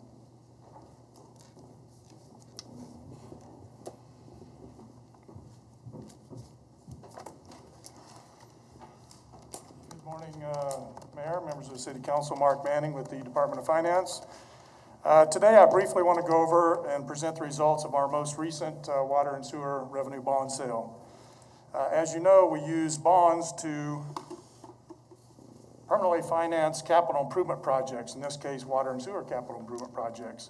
City Council authorized this bond sale on April 20th of 2021, and the sale actually occurred last Thursday on May 13th. We issued, or will issue, Series 2021A bonds. These are revenue bonds. They will mature over 20 years, which is consistent with our water and sewer pro formas, and the par amount will total about $37 million. These bonds are callable after 8 years, which again is our practice on water and sewer revenue bonds. These fund mostly main projects and infrastructure for the water and utility system. There are smaller amounts for some treatment plant improvements and for some well rehabilitation projects. So our sale, as I noted, was last Thursday. Our sale results are very attractive. We measure our sale results several different ways. One thing we like to see is a large number of bidders. Typically, we'll get 4 to 5 to 6 bidders. We had 10 bidders on this series, so that's very good. We also look at the spread between bids, and the spread was very tight, about 20 basis points. Again, that is also very good. Staff awarded the bid to Robert W. Baird and Company, and the true interest cost, or the TIC rate, was 1.79%. Again, that is a very good rate. The bond market is very dynamic, but a year ago when we issued about a similar size of water and sewer revenue bonds, we issued them about 100 basis points higher, somewhere in the, I think it was 2.86 if my memory serves me correctly. Another thing that we like to do to measure our results are, we compare it to the 10-year Treasury. It's not a one-to-one comparison, but the 10-year Treasury right now is trading somewhere in the 165 range. The final check that we like to do is we like to compare our results to similar revenue bond sales of AA-rated entities, and based on that comparison of some very recent sales, we outperform those other sales by anywhere from 4 to 20 basis points. So in other words, our sales results were very, very good. So with that, our recommendation is that the City Council ratify the award of the bid, approve the bond ordinance and resolution, and authorize the necessary signatures. And I'd be happy to answer any questions. Questions of staff? See none, is there input from the public? See none, discussion will come back to the bench. Is there discussion on the item? If there is no discussion on the item, then I will make the motion to take staff's recommended action to ratify the award of the bid for the bonds by the city manager and his designee, adopt the bond ordinance on a declaration of emergency basis, adopt the bond resolution, and authorize the necessary signatures. Is there a second? Second. Motion has been made and then seconded. Clerk will open the roll. Aye. Result is 7 yeas. That motion does pass. Madam Clerk. Northgate 5th Edition Developers Agreement. Good morning, Mayor and Council members. Gary Jansen, Public Works Engineering. The item before you this morning is a request for approval of a developers agreement for Northgate 5th Edition. This is going to be similar to a discussion we had several weeks ago for a new development at 45th Street North in Hoover. On April 27th of this year, the City Council approved infrastructure improvement petitions for Northgate 5th Edition at 53rd Street North and west of Meridian Avenue. Our typical process at this point, after receiving these petitions that are a guarantee of the plat for providing public infrastructure, is we would move forward and city staff would formally oversee design, approve design, move on to bid the projects, oversee construction, bond the improvements, and then levy the special assessments. Sorry about that. The developers for this particular project, Jay Russell and Jeff Mullen, are requesting to privately contract for design and construction of the public improvements serving this addition and have the city finance through special assessments. So what we have done is allowed through this agreement for your consideration today a process where the petitions would now say that the city would acquire improvements instead of construct. The developer would hire out the design and contractor. So the design consultant and the contractor would both work for the developer. We have conditions within the agreement, especially related to construction contract approval. We would still oversee the plans and approve the design. As I mentioned before, this is similar to new development 45th and Hoover that the City Council approved several weeks ago. I mentioned then, and I would mention again, we spent some time over the last several years working closely with the development community at their request to provide some more flexibility in allowing them. They wanted to be able to have a little bit better control over the contractor, in particular for scheduling and phasing. So we think we've come to a pretty good spot that seems to be working well. It's only been implemented a couple times in the past, but we are moving forward with the other development, and we think we've got a good plan in place that allows this to happen. In particular, within the agreement are bid requirements. The developer shall obtain a minimum of 3 competitive bids from contractors for each improvement to be installed. The developer then agrees to establish a time and date for opening sealed bids with city staff present. This helps mirror and reflect our current process for public bidding. The developer shall have the right to select a responsible contractor of his choosing and provide justification of the selection in writing based on the criteria listed below for approval by the city engineer's office. That criteria being price, schedule, and past performance on similar projects. They do not have to select the low bid, but it can be a combination of these 3 items with the city staff providing final approval. And again, I would mention that city staff will still have oversight, approval of final design, and we provide a project manager and typically inspection of all of the construction, as this is public infrastructure that we will own and maintain ultimately. That allows this especially to work well. The budget set forth in the petitions, and I won't read the particular numbers, but are different than what is shown in the agreement. The cost difference between the petitions and the requested reimbursement costs are for design review, engineering and inspection costs during construction and financing of the projects. It allows us to recover our costs for that same oversight I mentioned of design and construction. Construction costs incurred by the developer for the improvements will be financed on an interim basis with temporary notes by the city, which is consistent with our typical process for petition subdivision projects. These costs will be permanently financed with special assessment bonds at the completion of the project. Staff recommends City Council approve the agreement and authorize the necessary signatures, and I'd be happy to stand for any questions. There are questions on this item?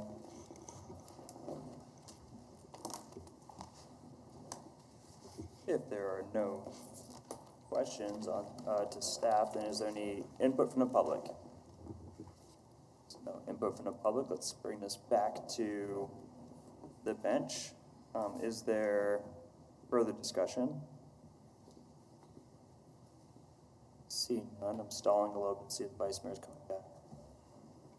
Not received a text, so I will go ahead and make the motion. Oh, excuse me, this falls in District 6, so I will go ahead and relinquish the floor to Councilmember Claycomb. Thank you. I move that City Council approve the agreement and authorize the necessary signatures. I will second that motion.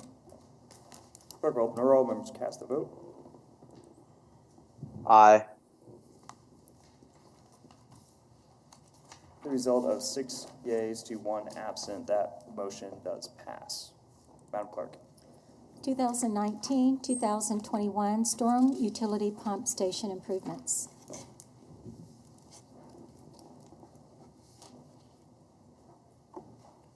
Good morning, Mayor, Wichita City Council. For the record, Don Henry, Public Works and Utilities.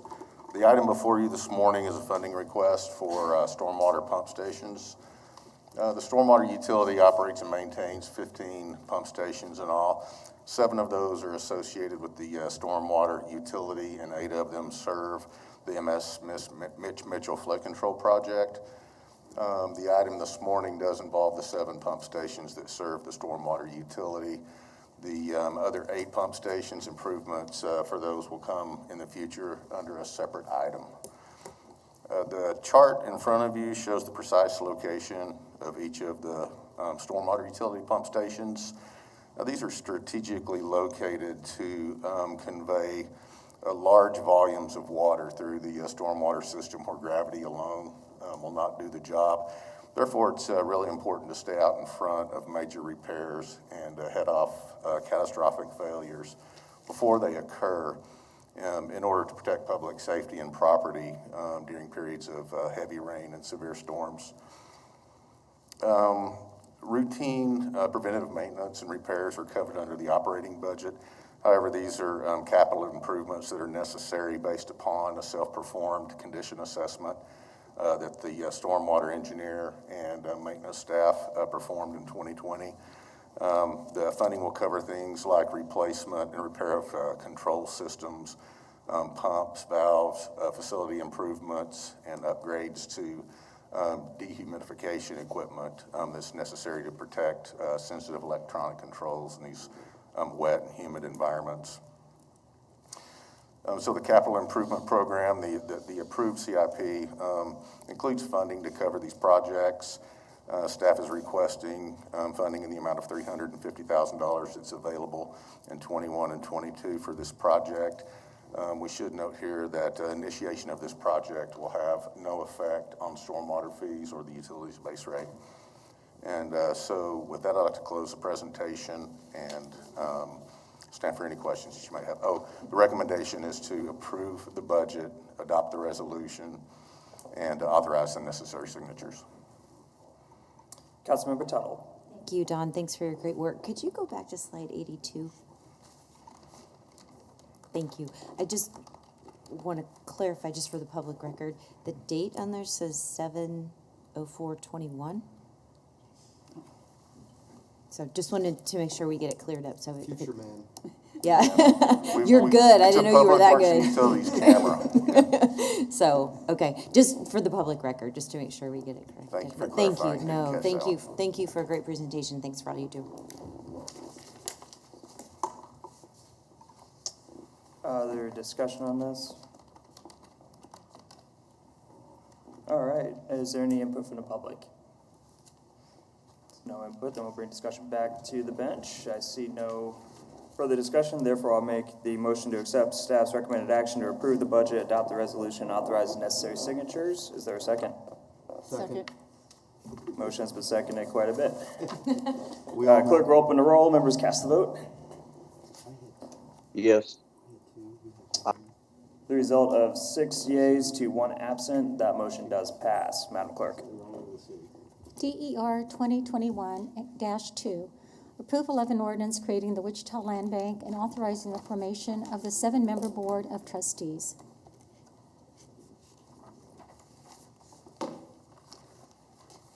Sir, welcome.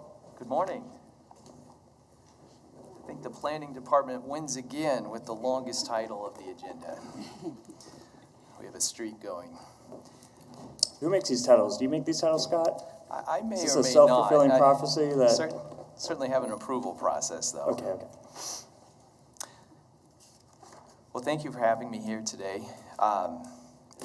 This item is for consideration of an ordinance that would create the City of Wichita Land Bank and create a board of trustees for the land bank. In terms of the background, the recommendation before you is based on public input and recommendations from 2 Wichita plans that were developed over multiple years with robust public input. It is one of 3 implementation initiatives that we are currently working on. In terms of the community benefits, the proposal for a land bank helps achieve the community vision from these plans for strong neighborhoods, vibrant centers, and a strong economy through improved quality of life, which includes addressing blighted and vacant properties, for reversing patterns of abandonment and decline, by assisting with reinvestment in neighborhoods, through efficient use of land infrastructure and services, utilizing what we already have. About the land bank specifically, a land bank is a government entity focused on the conversion of land to productive use. Typically, these are vacant, abandoned, or tax delinquent properties. Here's a photo from Habitat for Humanity showing a property that's been cleaned up, but still you can see debris, challenges with it, later turned into productive use as a home. In the state of Kansas, a land bank is an entity that the state of Kansas allows cities to create. It has the authority to abate back taxes and nuisance abatement liens. It has the ability to defer special assessments for public improvements such as streets or sidewalks. It can manage properties and maintain them. It can sort through ownership and title issues. And it can pay focused attention on revitalization. The proposal before you today has been developed in consultation with community stakeholders, after review of similar programs in other communities, after public input, and after a review of state statutes. The ordinance would establish the land bank and a board of trustees with 7 members, with 1 member to be appointed by each of the council members. It allows for ad hoc advisory committees based on geography or based on the type of development. And the specific focus of it in terms of geography would be the established central area but it would have the ability to operate in other underutilized and distressed properties or areas. Here's the ECA. It's Ridge Road out on the west, Rock Road on the east, 29th Street to the north, and 31st Street to the south. The ordinance also would require that any purchase, sale, or transfer of the property must be approved by the Wichita City Council. The Land Bank Board is advisory to the City Council. And very importantly, state law does not provide for the use of eminent domain by a land bank. In terms of review, the budget for the land bank must be approved by the City Council each year, and an annual report is required to be provided to the City Council on or before April 15th. This annual report should include the financials with receipts and disbursements, an inventory of all properties, and a record of all property transactions. And I would emphasize that the land bank is being created through an ordinance by the City Council, so the City Council has the ability to make modifications or changes as needed. In terms of the policies and procedures document, this is a companion document to the ordinance. The focus is on the established central area. The priorities are affordable housing, neighborhood revitalization, including housing, retail, commercial spaces, and open space. The policies and procedures document also points out that the land bank will have to operate with quick property transitions simply because the carrying capacity of the land bank to maintain properties is limited. It would have to have targeted and strategic acquisitions for the same reason, and that there will be an application process for property sales or transfers. So anyone who wants to acquire a property from the land bank will need to submit one. Any purchase, sale, or transfer of property must be approved by the Wichita City Council. We've gone out and collected public input following the initial workshop presentation to the City Council. This is a sampling of some of the groups that we've met and we've talked with. They include formal City of Wichita organizations as well as community groups, social media, town hall, a variety of different opportunities.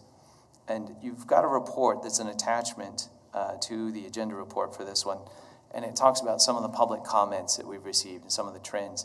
And I'd like to highlight that most frequently we've heard questions, simply questions about the land bank.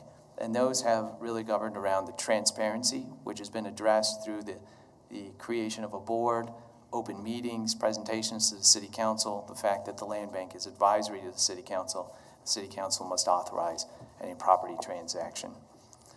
There have been questions about eminent domain, and again, the state law does not provide the authority for the land bank to utilize eminent domain, so it cannot. And the third is generally a question about why a land bank. And to that, and it's addressed in your agenda report, what we have provided is that community plans, community desires have indicated a desire to see reinvestment in our neighborhoods. And the land bank is a tool that helps us get there. It's not a silver bullet. There are no silver bullets to address some of the challenges that we see. But it is a tool and it is a resource. And it's a resource that a lot of other communities have come to the conclusion that it benefits them. But for us, our community plans, over years of process of developing them, have recommended them. We've looked at what other communities are doing, and the proposal before you is one that we feel helps meet the needs of Wichita. And often this is to address properties that have title issues, lack of clear ownership, tax delinquency, and outstanding assessments, challenges that prevent these properties from being used in the free market and readily taken up. So the recommended action is to place the ordinance on the first reading and authorize the necessary signatures. And with that, I'll stand for any questions. Councilmember Tuttle. Thank you. Thank you, Scott, for a great presentation. Thank you to your team for all you've done. The fact that 4,500 residents have been involved in this process or had a footprint in this process it takes time, but is definitely appreciated.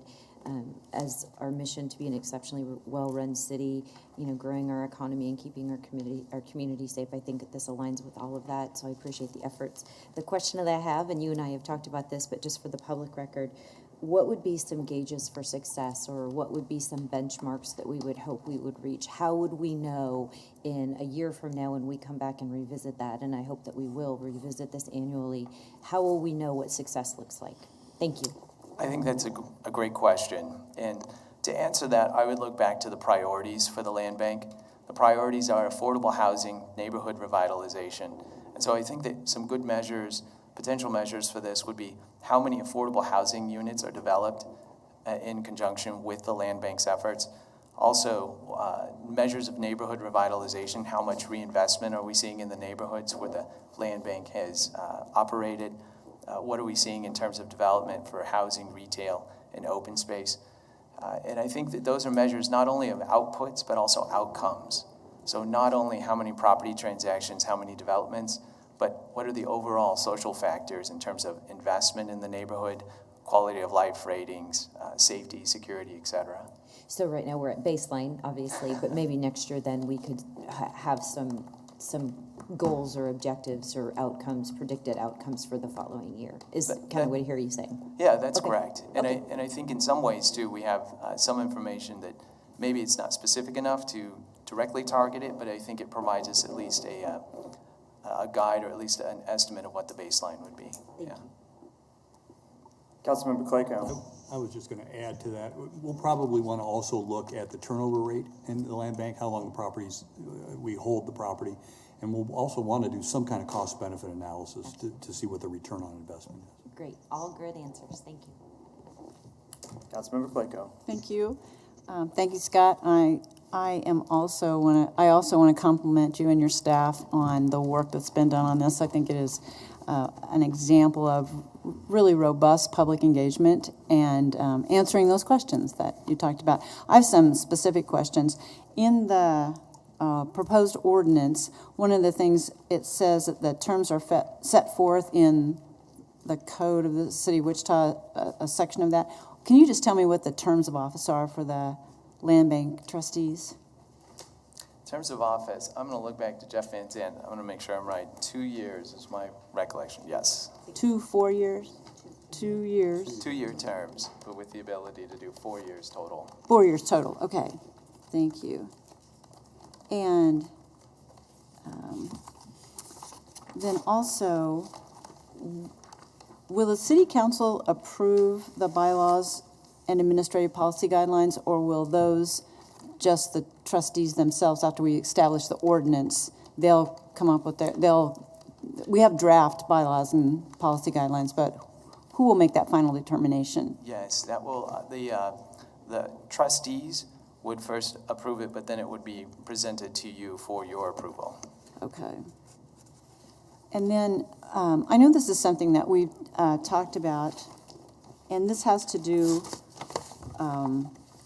there was, I know, a long discussion on who should be, what positions or what expertise of people should be appointed to this, to the trustees board. And that in the ordinance it says the board may establish separate neighborhood or city advisory committees on an ad hoc basis, which I think is a really good idea. And I guess what I'd like to know is there a way to put, it says they may, and I don't want to say they have to do it every time, but I would like to put emphasis on that when a neighborhood is being affected, that there be an ad hoc committee. And so I don't know if we can just emphasize that when the trustees are formed, or what suggestions you might have. I think that would probably be a very good method, is to continue those conversations with the Board of Trustees so that they are aware of that desire. And again, the meetings will be open, they're transparent for folks. You all are appointing a member each to that group, so there will be opportunities to provide comments and indicate to them your preference. Yeah, so those of us that think that's important, we should emphasize that with our appointees, I think. Exactly. Okay. And then the last thing I have is that it seems to me that the item we had on our agenda today about the dangerous structures and unsafe structures, that this actually could help with some of that.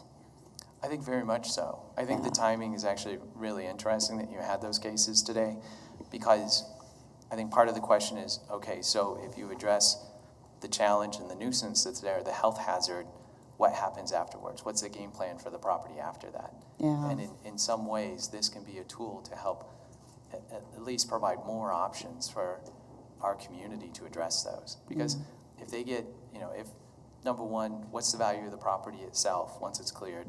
Second of all, you may have other issues such as basements being left in or other things. Third of all, you'll have the special assessments against the property. So it takes a property that maybe is not that attractive to the private market already, and just there's a few more strikes against it. So this can be a tool to help resolve some of that. And I also heard in the agenda report, I think it talks about helping with deed issues, and we saw a case today of that where a land bank may have been able to have help with that, and we're just not positioned to do that today.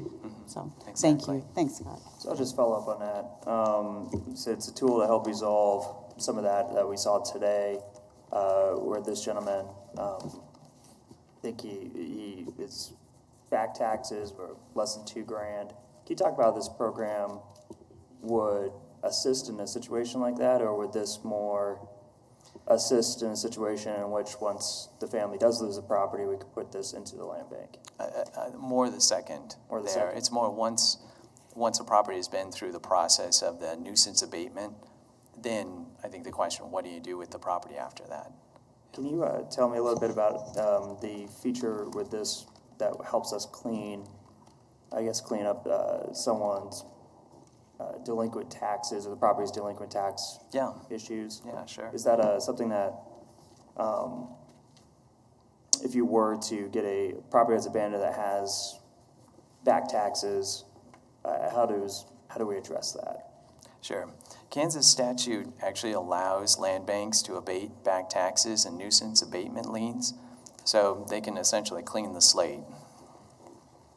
Now, that does not apply for all special assessments, and so there is some nuance there, but I do want to identify that back taxes and nuisance abatements specifically.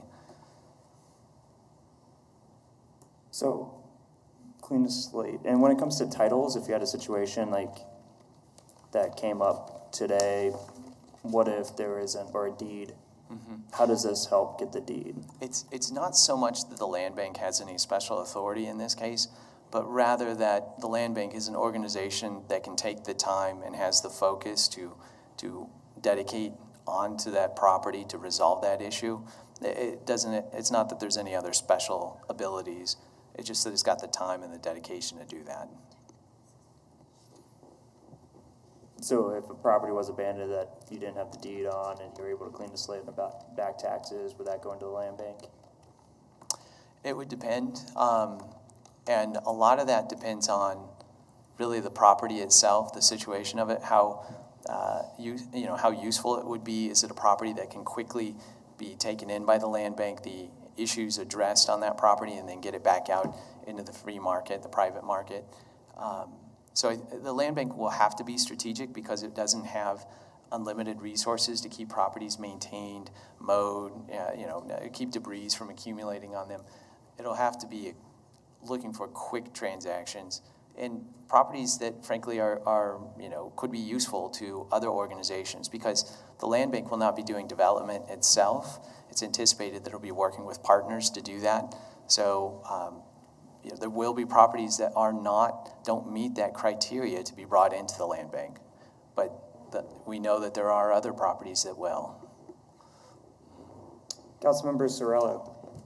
Thank you, Mayor. And Scott, thank you for your work on this. And you've mentioned a little bit about being strategic and focused, and I just want to make sure, can you provide some assurances that the land bank won't be taking in properties just anywhere in the city? It'll be, I'm looking for maybe some guidance on focusing in on neighborhoods or certain areas. Can you provide some assurance about that?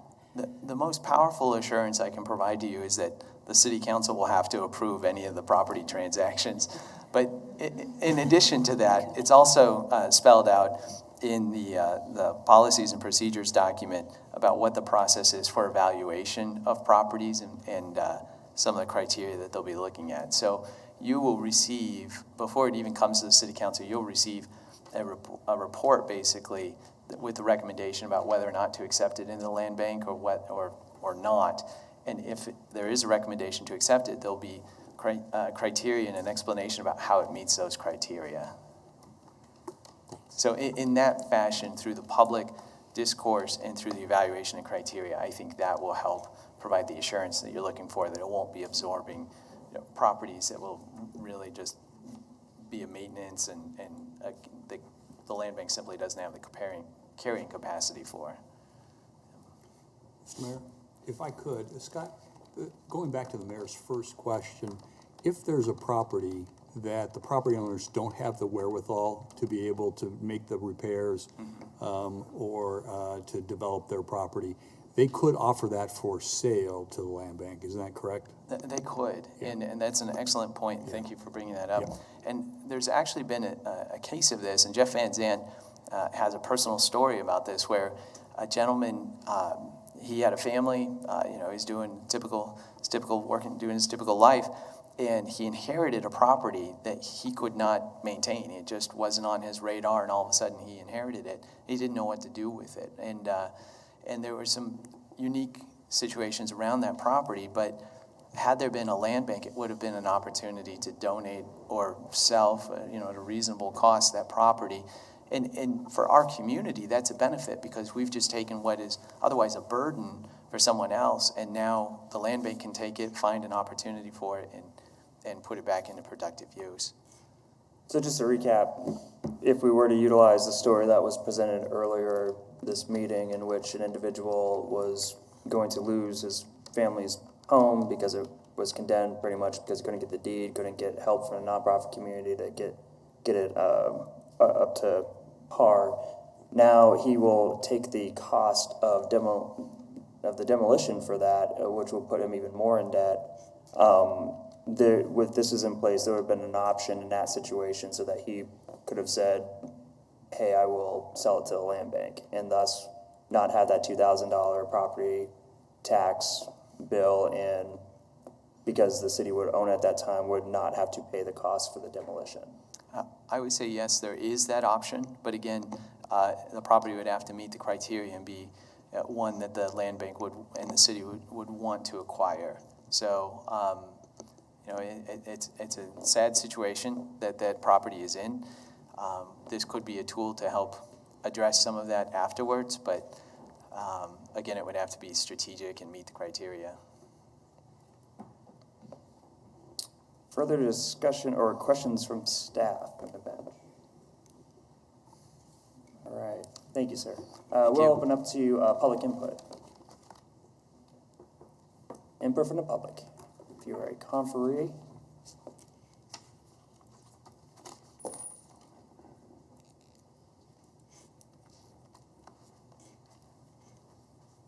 welcome, sir.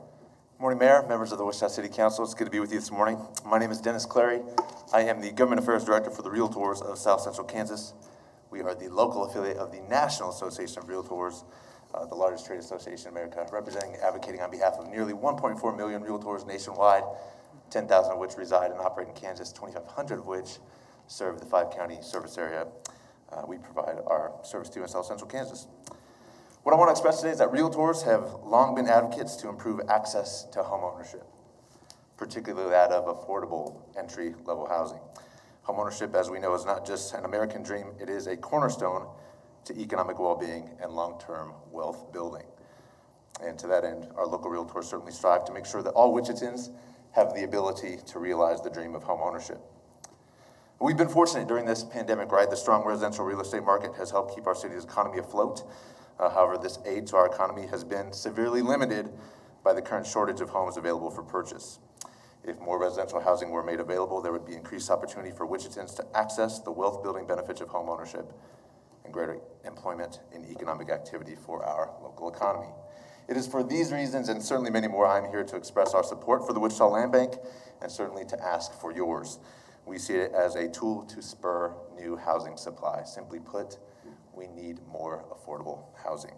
I'd further like to offer the expertise and partnership of our association in any way that we can help make this endeavor successful. I'd be remiss if I didn't thank Director Wadel wherever he went for his team at the planning department. Thank you, sir. They've made themselves available at every turn for our association to ensure we're educated, and we very much appreciate the relationship and the engagement, not just on the land bank but for all things, places for people. To that end, I appreciate the opportunity to address the bench and happy to stand for any questions. Any questions? See none, thank you. Are there any other public comments on this item?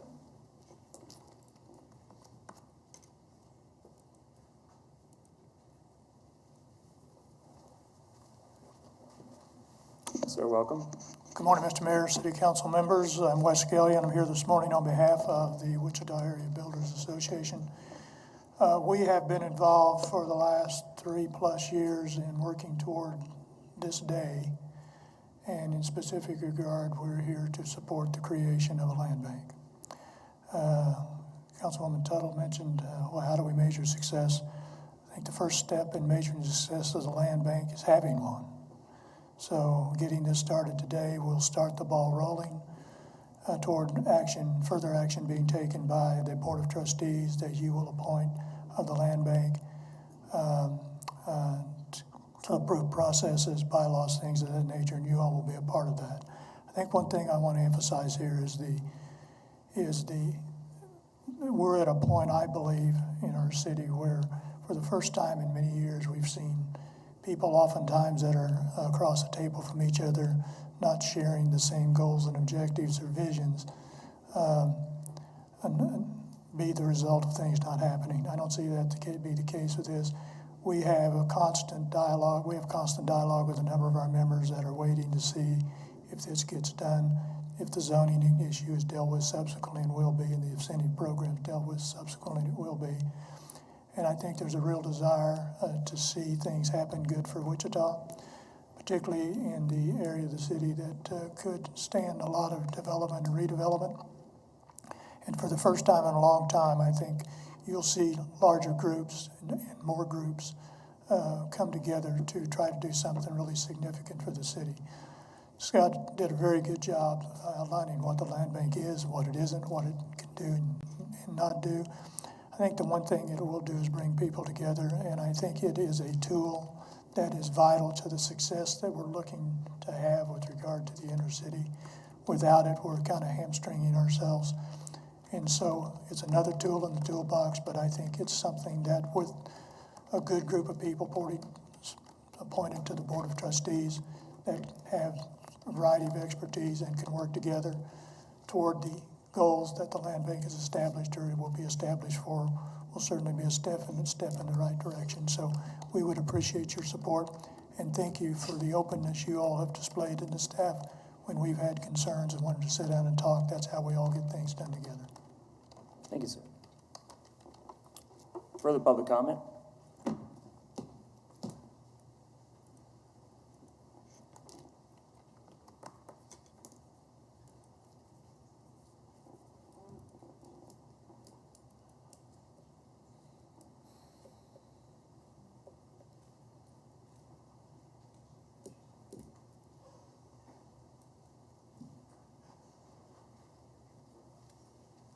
Welcome, sir. Good morning, Mr. Mayor and members of the Wichita City Council. My name is John Todd. I live at 1559 North Payne Avenue here in Wichita, Kansas. Excuse me. I stand in opposition to the Places for People Land Bank proposals you're considering today. The last 15 years of my active real estate marketing and property development career were spent selling new homes on vacant infill lots. The count exceeds 150 new homes primarily built in Park City and Keachai, with additional houses in Valley Center, Wichita, and even one in Newton. I have purchased and own literally dozens of vacant infill lots that were purchased from dozens of property owners, as well as Sedgwick County tax foreclosure sales. Tax sales were lucrative for many years until the county made it more difficult for me and other experienced tax sale land redevelopment friends to own multiple lots in their own accounts. During my many years in marketing new homes built on vacant lots, I only experienced one title problem that I could not solve. our federal government refused to release a tax lien on one lot. After retirement from my active real estate career, I was appointed to the Metropolitan Area Planning Commission. It was during that time that I began hearing staff people from the Wichita Area Metropolitan Planning Organization, WAMPO, talk about the need for a city-driven land infill process for the construction of new homes. I assumed that these planning staff had been attending some sort of national planning seminar where they picked up on the giveaway planning language of walkability, greater housing density, and the need for public transportations that they say was necessary in order to provide infill housing for people. A 30-member citizen board was selected to study a potential program for Wichita consisting of neighborhood activists, business group organizational staff people, and a few nonprofit groups. I was amazed that I did not recognize a single for-profit person on this committee with actual infill land development experience using their own personal money. I believe the wealth and prosperity of home ownership we enjoy in Wichita, as well as in our country, has been created and produced by private, for-profit land developers and builders. These enterprising individuals risk their own money by offering housing choices that are market-driven. I've been studying governmental housing programs since the 1960s and believe those housing attempts, despite their best intentions, have failed to perform in any stellar manner. Most of these programs I have observed have created rental tenants and not homeowners. This is the tragedy of most government housing projects. They create housing dependency and not the desired housing independence of home ownership. I view the Places for People Land Bank proposal you're considering today as a simple continuation of governmental attempts to participate in the land development business. Unfortunately, they create more problems than they solve. Plus they create dependency projects to house people. The Places for People proposal you're considering today calls for the creation of a 7-member independent Wichita Land Bank board that is appointed by and accountable to the City Council. So what does independent and accountable actually mean? How can these two different concepts actually square with each other? And what penalties, if any, is a land bank board member held accountable to if he or she actually makes bad investment decisions or tries to sell a property to one of their friends? I'm reminded of a couple of quotes that express ideas that I ask you to consider before you vote to set up a land bank today. Quote, "Nobody spends somebody else's money as wisely as he spends his own." That's Nobel laureate Milton Friedman. I believe this situation will be possible with a 7-member board, members that you appoint to serve on the land bank, who will be dealing with public land and funds, and who will have no personal skin in the game for the transactions they approve. Why should they care if something is too high or too low, since it does not involve their personally owned money or real estate? The great economist Thomas Sowell says, quote, "It is hard to imagine a more dangerous way of making decisions than putting those decisions in the hands of people who pay no price for being wrong," end quote. I'm also concerned with the potential or perception of corruption when an appointed land bank board is challenged with mixing publicly owned land transactions with public financing tools that are commonly used by the City Council. Perhaps you should amend the ordinance, final ordinance, to prohibit the use of public financing incentive tools with land bank transactions. That's a recommendation. And finally, in the event you pass the ordinance today, have you considered placing at least a 2-year sunset on it as a stipulation for passage? Because as economic laureate Milton Friedman said, quote, Nothing is so permanent as a temporary government program, end quote. Doing nothing and not passing this legislation today is the best option available. I would ask you to have confidence that there is a private sector market-driven solution to solving complex and sophisticated real estate transactions in Wichita, as opposed to the government-driven solution you are considering today. I'm willing to stand for questions. Councilmember Tuttle. Thank you, Mr. Todd, for being here. And I don't necessarily have a question for you, but maybe more for Scott and for Mr. Manager. But I heard the part of maybe having a 2-year sunset. I'm not sure we should talk about sunsetting a program when it's just beginning, right? We need, as we talked about, having baseline data and being able to evaluate the success.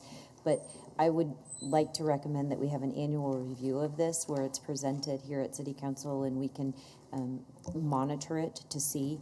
It's hard for me to think about sunsetting something that's really just getting started. Councilmember, my point basically is let's take a look at how it actually works and then decide whether we continue or not. Yeah, and that's what I'm asking for. This is a process that happens a lot in the legislature. And this is what I'm asking for, is that we have some sort of annual review and update so the community can also see the progress that we're making. So thank you for your comments, Mr. Todd. Appreciate you being here.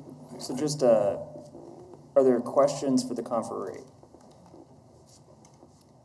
Because I want to make sure that when we address staff or we get back to it, that we aren't, that discussion stays with staff and with the bench and not with the conferee. So are there questions right now for the conferee? Councilmember Claycomb.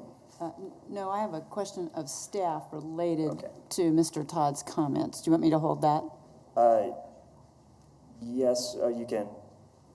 I guess now would be appropriate. I don't want conferees to feel like we're debating with them, of course. So I want to make sure that, but yes, go ahead. It's a clarifying question, and I can't find it right now, but as I read the ordinance and all of the documents attached to it, I think Mr. Todd was asking that that people not have a conflict of interest, particularly like if someone accepts incentives from the city, that they not be able to serve on this board. If I recall in my readings of this, that is already taken care of. Can you clarify that for us, Scott? Yeah, this board, similar to other boards, is subject to the ethics policy. So therefore, conflicts of interest involving those financial matters would not be allowed. Yeah. And it seemed like there was something very specific targeted at incentives. Am I not remembering that correctly? Maybe I will continue to look for that, okay. But I don't recall one right off. Okay, thank you. Going back to Councilmember Tuttle's question, I believe that there is an annual review built into the documentation, but I don't think it's in the ordinance. I think it may be in the procedures or the bylaws, and so it's preliminary now. You'll adopt that. The other thing is that you're going to be periodically involved in this anyway, right? So you'll be making decisions on an ongoing basis and during the year, plus then we'll do a programmatic review at the end of a year. And just to make a comment regarding that, and Councilmember Tuttle. I'm sorry, I was just following up. Pardon me, I meant no disrespect. But we will see that progress as it happens through the year, but it'll just be great for it to come back as a combined evaluation so that people who don't enjoy these meetings weekly as we do will also be able to see the end success. So thank you. I think if you move forward with it, it would be productive to include it in the ordinance at this point. I have to try to retain decorum here. So Thank you, sir. So you're 5 minutes up, but we always appreciate your comments. Thank you. And is there any more questions of staff based on the comments that were delivered by Mr. Todd? There is none. Then I will open the floor up to the next person of the public who will speak to this topic. And we thank you again, Mr. Todd. Welcome. Well, thank you very much. Welcome. It's glad to be here. I'm Chris Bohm. I'm speaking as a private citizen today, 6201 Briar Rose Lane, Valley Center, Kansas. Good morning, Mr. Mayor and council members. I'm on the board of directors for Wichita Habitat, and I've been involved over the last few months, probably about a year, with the Land Bank Formation Committee. And I work a lot in development, and we do a lot of infill development for private developers, but this is a different thing in my view. And in the context of working with Habitat, it's really difficult for Habitat to find lots on which to build. They target neighborhoods, they look for properties that are attractive, that they can afford and build. And, you know, in light of what we heard earlier today, if there were options for some folks to dismiss themselves from a piece of property that's distressed, and it could go into a land bank and then be sold on the open market, but maybe to a Habitat, maybe to a Power CDC, maybe to a Mennonite housing, whoever would be in the market for that piece of ground, it would go a long way, I think, to addressing some of the issues that you experience. There's a big building gap in some areas of town. When Habitat, I know, builds a new home, there's about a $50,000 construction gap over the appraisal gap. And Habitat provides a mortgage to the new homeowner based on the appraisal of the property. And that makes it difficult. That is Habitat's mission. So to make available for them or the other nonprofit developers and for-profit developers, I think it's a tool. Mr. Whale said that earlier. It's a tool, another tool in the toolkit. And I would stand in support of that today. And I'd stand for any questions that you may have. See none. Thank you. Thank you. Others from the public? Is there any other input from the public? See none, we'll bring discussion back to the bench. Is there further discussion on this item or questions of staff? Vice Mayor Johnson. Thanks, Mayor. Scott, a few things came up that I've seen from constituents, if you could define for me or for them. There was a question, what is considered affordable housing? If you could explain that. Sure, great question. I don't know that we spell it out in these documents. I'm going to look back to Jeff and to Mary to make sure, but I don't believe that that's spelled out technically. So I think that that would be, but however, I do think that any sale or disposition of the property would have to make the case that, again, it is meeting those criteria that are set forward in terms of priorities. So you would see that when it comes to the city council for approval. In terms of I'm not sure if staff has ready access to it, but we did define it during the discussion of incentives, because at that time we identified what the gap would be necessary for a developer to construct and sell an affordable house. And I apologize, I don't remember the sale price. That was the April workshop, right? I believe that's correct. Okay. The other question was basically where is this targeting, but the green sheet had the established central area. So could you roughly define what that is? That is correct. And in fact, I'll go ahead and bring up the map that'll show it. That is roughly the area from 29th Street down to 31st Street on the south, from Ridge Road over to Rock Road. Okay. And it's effectively the area of Wichita that was developed up to the 1960s and before. Okay. Yeah. All right, those are the two questions from community I've seen. I also want to thank you for all your work and staff. Councilmember Claycomb must have took all my notes for today because I wanted to ask what she asked earlier. But I have been very vocal about some of my concerns about neighborhood representation. So I just wanted to say today for the record, I had some really good conversations with stakeholders about what that looks like. And we'll take Councilmember Claycomb's and staff's advice to really talk about this with our appointee. So I won't take issue with shall versus may today. But what was confirmed was that as homes are developed, there will be lots of effort to reach out to the specific neighborhood where these homes are being developed or properties purchased and homes put on them. And that was something that alleviates my concern, because my biggest thing that I heard was neighborhood association presidents or neighbors not knowing what's going on, asking questions and not having that information. So if this body, the land bank body, is doing that specifically targeted to those neighborhoods, that alleviates my concerns. And it is something I will talk to whomever I appoint about making sure that happens as well. So just wanted to state that for the record. I appreciate all the conversations that we've had, and again, all the work that you've done. Thank you, sir. Councilmember Claycomb. Thank you. Scott, did you find something on that? I did. Thank you so much. On page 3 of the bylaws is a section on conflicts of interest and ethical considerations. So that has been detailed there, and I believe that may have been what you were recollecting earlier. Yes, thank you. And then I have another question. I think that it would help for the public to just get a firmer grasp on what a land bank can do that a private developer or private enterprise may not be able to do, and just to talk about that a little bit again, because there was a question about that today, and I believe I understand that the land bank, for one thing, the land bank is not in this to make a profit, and generally private developers, as we would expect, that's how they do business and make their livelihood. So we have our purpose is different, and so could you speak a little bit about that? Sure. Well, first off, to that point exactly, the land banks that we looked at, I think, about 9 different communities, and none of them were self-funding. They all required a subsidy of some form or fashion.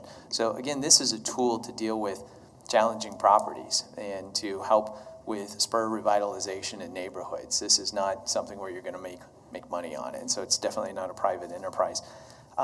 It is a component unit of the city of Wichita, or of city governments in Kansas. So it's an entity that the state allows you to create. So therefore, again, another contrast with a private organization. It has a unique ability that has been granted to it by the state to abate back taxes and nuisance abatement liens. That is unique to the land banks. And again, an important tool for the case that we've talked about before if we've got a property that has gone through that process. And then it does have the unique ability to defer special assessments for public improvements. Again, something that's unique from private enterprises. I don't know how often it'll come up, but these are special assessments that would be in place for a new street being paved or sidewalks being put in. So those, I think, are the key components of what is unique about a land bank. But although it's not unique in terms of what's written in and authorized by state statute, I think a land bank is an organization that will have a single focus on getting properties back into productive use, which is something that we don't necessarily have right now. And it's an organization that can spend the time and have the dedication to unravel some of those knots when it comes to title issues or when it comes to finding the most productive use for a property. And I want to emphasize too, the land bank is when it's evaluating and considering properties and what uses, I can't emphasize enough that it's not all about just getting the biggest dollar amount for a property, right? It's about what are the community needs and desires, and that's why you saw open space listed on there. That may be something that doesn't generate a lot of revenue for the city or the land bank directly, but if it's something that contributes to community revitalization and reinvestment in neighborhoods, that may be something that the land bank says this is a priority over something that would generate a more direct money immediately. Thank you. Are there other questions or discussion? Mayor, I've had my hand up for a while. I didn't know if you've seen it. I did not see it. I don't have it on. My apologies. Councilmember Blubog. Thank you very much, Mayor. First off, I wanted to thank Scott Wadle, Manager Layton. This is a game changer for Wichita to help increase the inventory of homes for sale, improve the quality of life for Wichitans, and increase home ownership. With the record increases we're seeing in lumber and labor, it's crucial that we think outside of the box and keep housing affordable for all Wichitans. And again, just want to thank everyone for their efforts on this.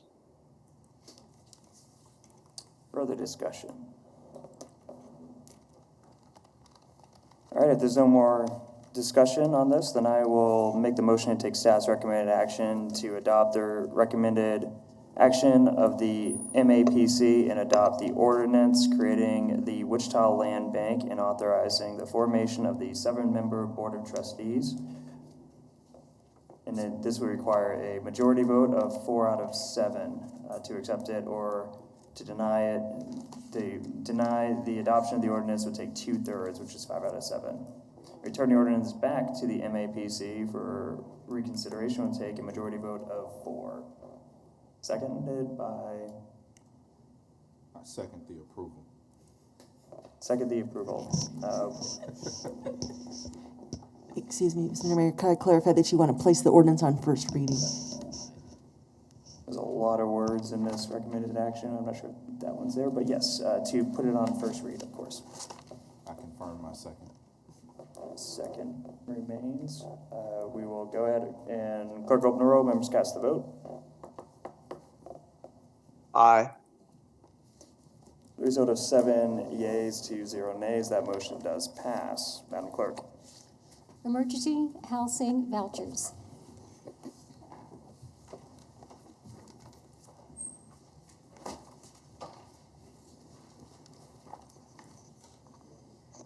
Good morning, Mr. Mayor, members of council. Sally Stang with the Housing and Community Services Department for the record. Today I have for you, the item is emergency housing vouchers.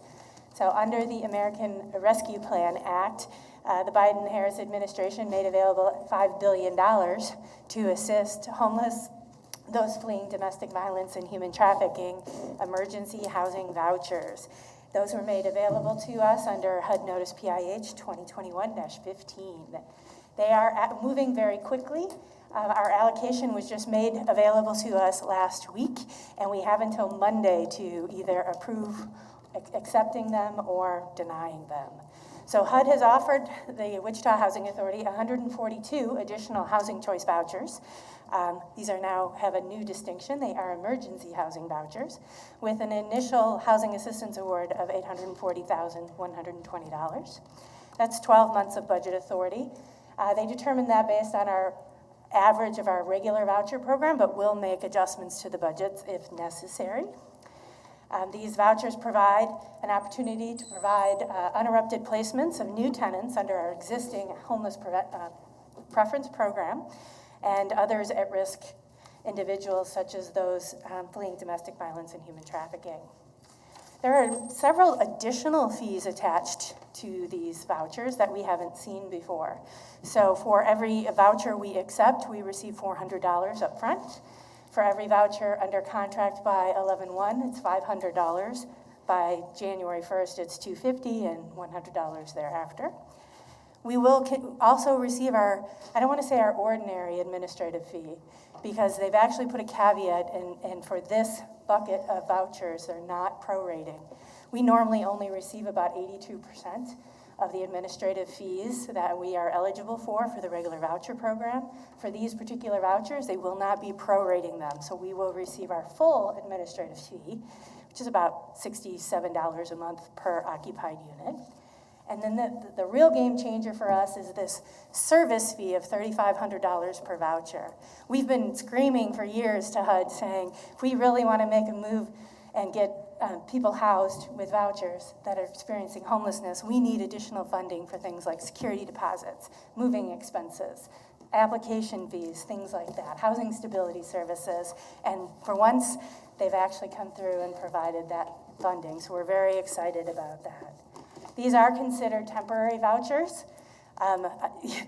It's kind of funny, several programs that came out in this past year under the last CARES Act and ARPA, they call temporary, but these vouchers are available to us through 2030. So temporary housing vouchers. We will be required to enter into a memorandum of understanding with the Continuum of Care, which is administered through United Way of the Plains, to have them make referrals through their coordinated entry system. We'll also be entering into separate agreements with the domestic violence shelters as those folks do not come through the homeless coordinated entry by name list. Those items will be coming to you as future agenda items. We didn't have time enough to get approval to accept and get those legal documents prepared. So there is no impact to the general fund. The Housing Authority will receive the additional housing assistance funding, the additional administrative fees, and special fees. The funding is made available by HUD's a HUD application and award process. And it is recommended that the Wichita Housing Authority Board approve the Wichita Housing Authority's acceptance to the Department of Housing and Urban Development of their offer of 142 emergency housing vouchers as made available under notice PIH 2021-15 as part of the American Rescue Plan Act, effective for July 1st, 2021, and approve the necessary signatures. And I stand for any questions. Vice Mayor Johnson. Thanks, Mayor. Sally, I just kind of want your interpretation on what at risk of experiencing homelessness or fleeing or attempting to flee is in reference to. Is that only in reference to domestic violence, or could that be? That could be taken in a broader context, especially with human trafficking and those who are teetering on homelessness. If teetering on homelessness was in reference to potentially being evicted for speaking out about your living conditions, is that considered? Could be, definitely could be. So they would need to be referred, though, through the coordinated entry system of the continuum of care in that sense. HUD is mandating that referrals come through coordinated entry. So I know two places that could use this with several people right now who are worried about eviction because of exposing poor property management here recently. So I will get with you. I would recommend those folks apply through the WERAT program because we do have housing stability services. We're actually just starting to roll out housing stability services that's overlaying with the emergency rent assistance for people who need to be relocated, whether they're in an unsafe housing circumstance or are housing unstable for other means. But they definitely can apply under the WERAT program. It will take a couple of months if they apply today to come up on that waiting list, but it is an avenue. I think one group has already applied, but yeah, I'll reach out and follow up with you about that. Okay. Further discussion. Input from the public? All right, we'll bring discussion back. If there's no further discussion, then I will make the motion to take staff's recommended action to approve the Wichita Housing Authority's acceptance of the Department of Housing and Urban Development's offer of 142 emergency housing vouchers made available under the notice PIH 2021-15HA as part of the American Rescue Plan Act, effective July 1st, 2021, and authorize the necessary signatures. Is there a second? Second. Motion has been seconded. Clerk will open the roll. Members cast the vote. Aye. The result of 7 yeas, that motion does pass. Madam Clerk. Councilmember appointments and comments. Let's try to start off with appointments, if that's okay. Councilmember Sorello. Thank you, Mayor. I would like to appoint Bentley Young as the first youth representative on the District 3 Advisory Board. That's all I have. Thank you. There are further appointments. I would like to appoint Thai Pan for the Diversity, Inclusion, and Civil Rights Board. Also, the Sedgwick County Commission is reappointing David Eislinger and John Hennessy Jr. to the Wichita Airport Advisory Board. Further appointments, if there are none, I will make a motion to accept those appointments. Second. Motion's been made and seconded. Clerk will open the roll. Aye. The result of 7 yeas, that motion does pass. Back on comments of the body. Is there any comments? Councilmember Johnson. Thanks, Mayor. Just clarifying a question that was asked by a citizen earlier about affordable housing that has been defined at the workshop as approximately $170,000. However, in some areas, a public subsidy would be needed to help that price, and the public subsidy could be as high as $60,000. So that would drop that down to 110, which is on par with a lot of affordable housing through other chodos happening right now. So any other comments? All right, so with that, I will make a motion that that the city council recess into executive session for 30 minutes to receive information on a potential site for a new city facility pursuant to KSA 754319B2 for the preliminary discussions of acquisition of real property. The executive session is required to protect the city's right to the confidentiality of its negotiation position and the public interest. And I would ask that this starts, or move that it starts at 11:45 to give members an opportunity to take a short break. Is that motion seconded? Second. Seconded by the Vice Mayor. Clerk will open the roll. Aye. Motion passes, and we will be in executive session in about 15 minutes.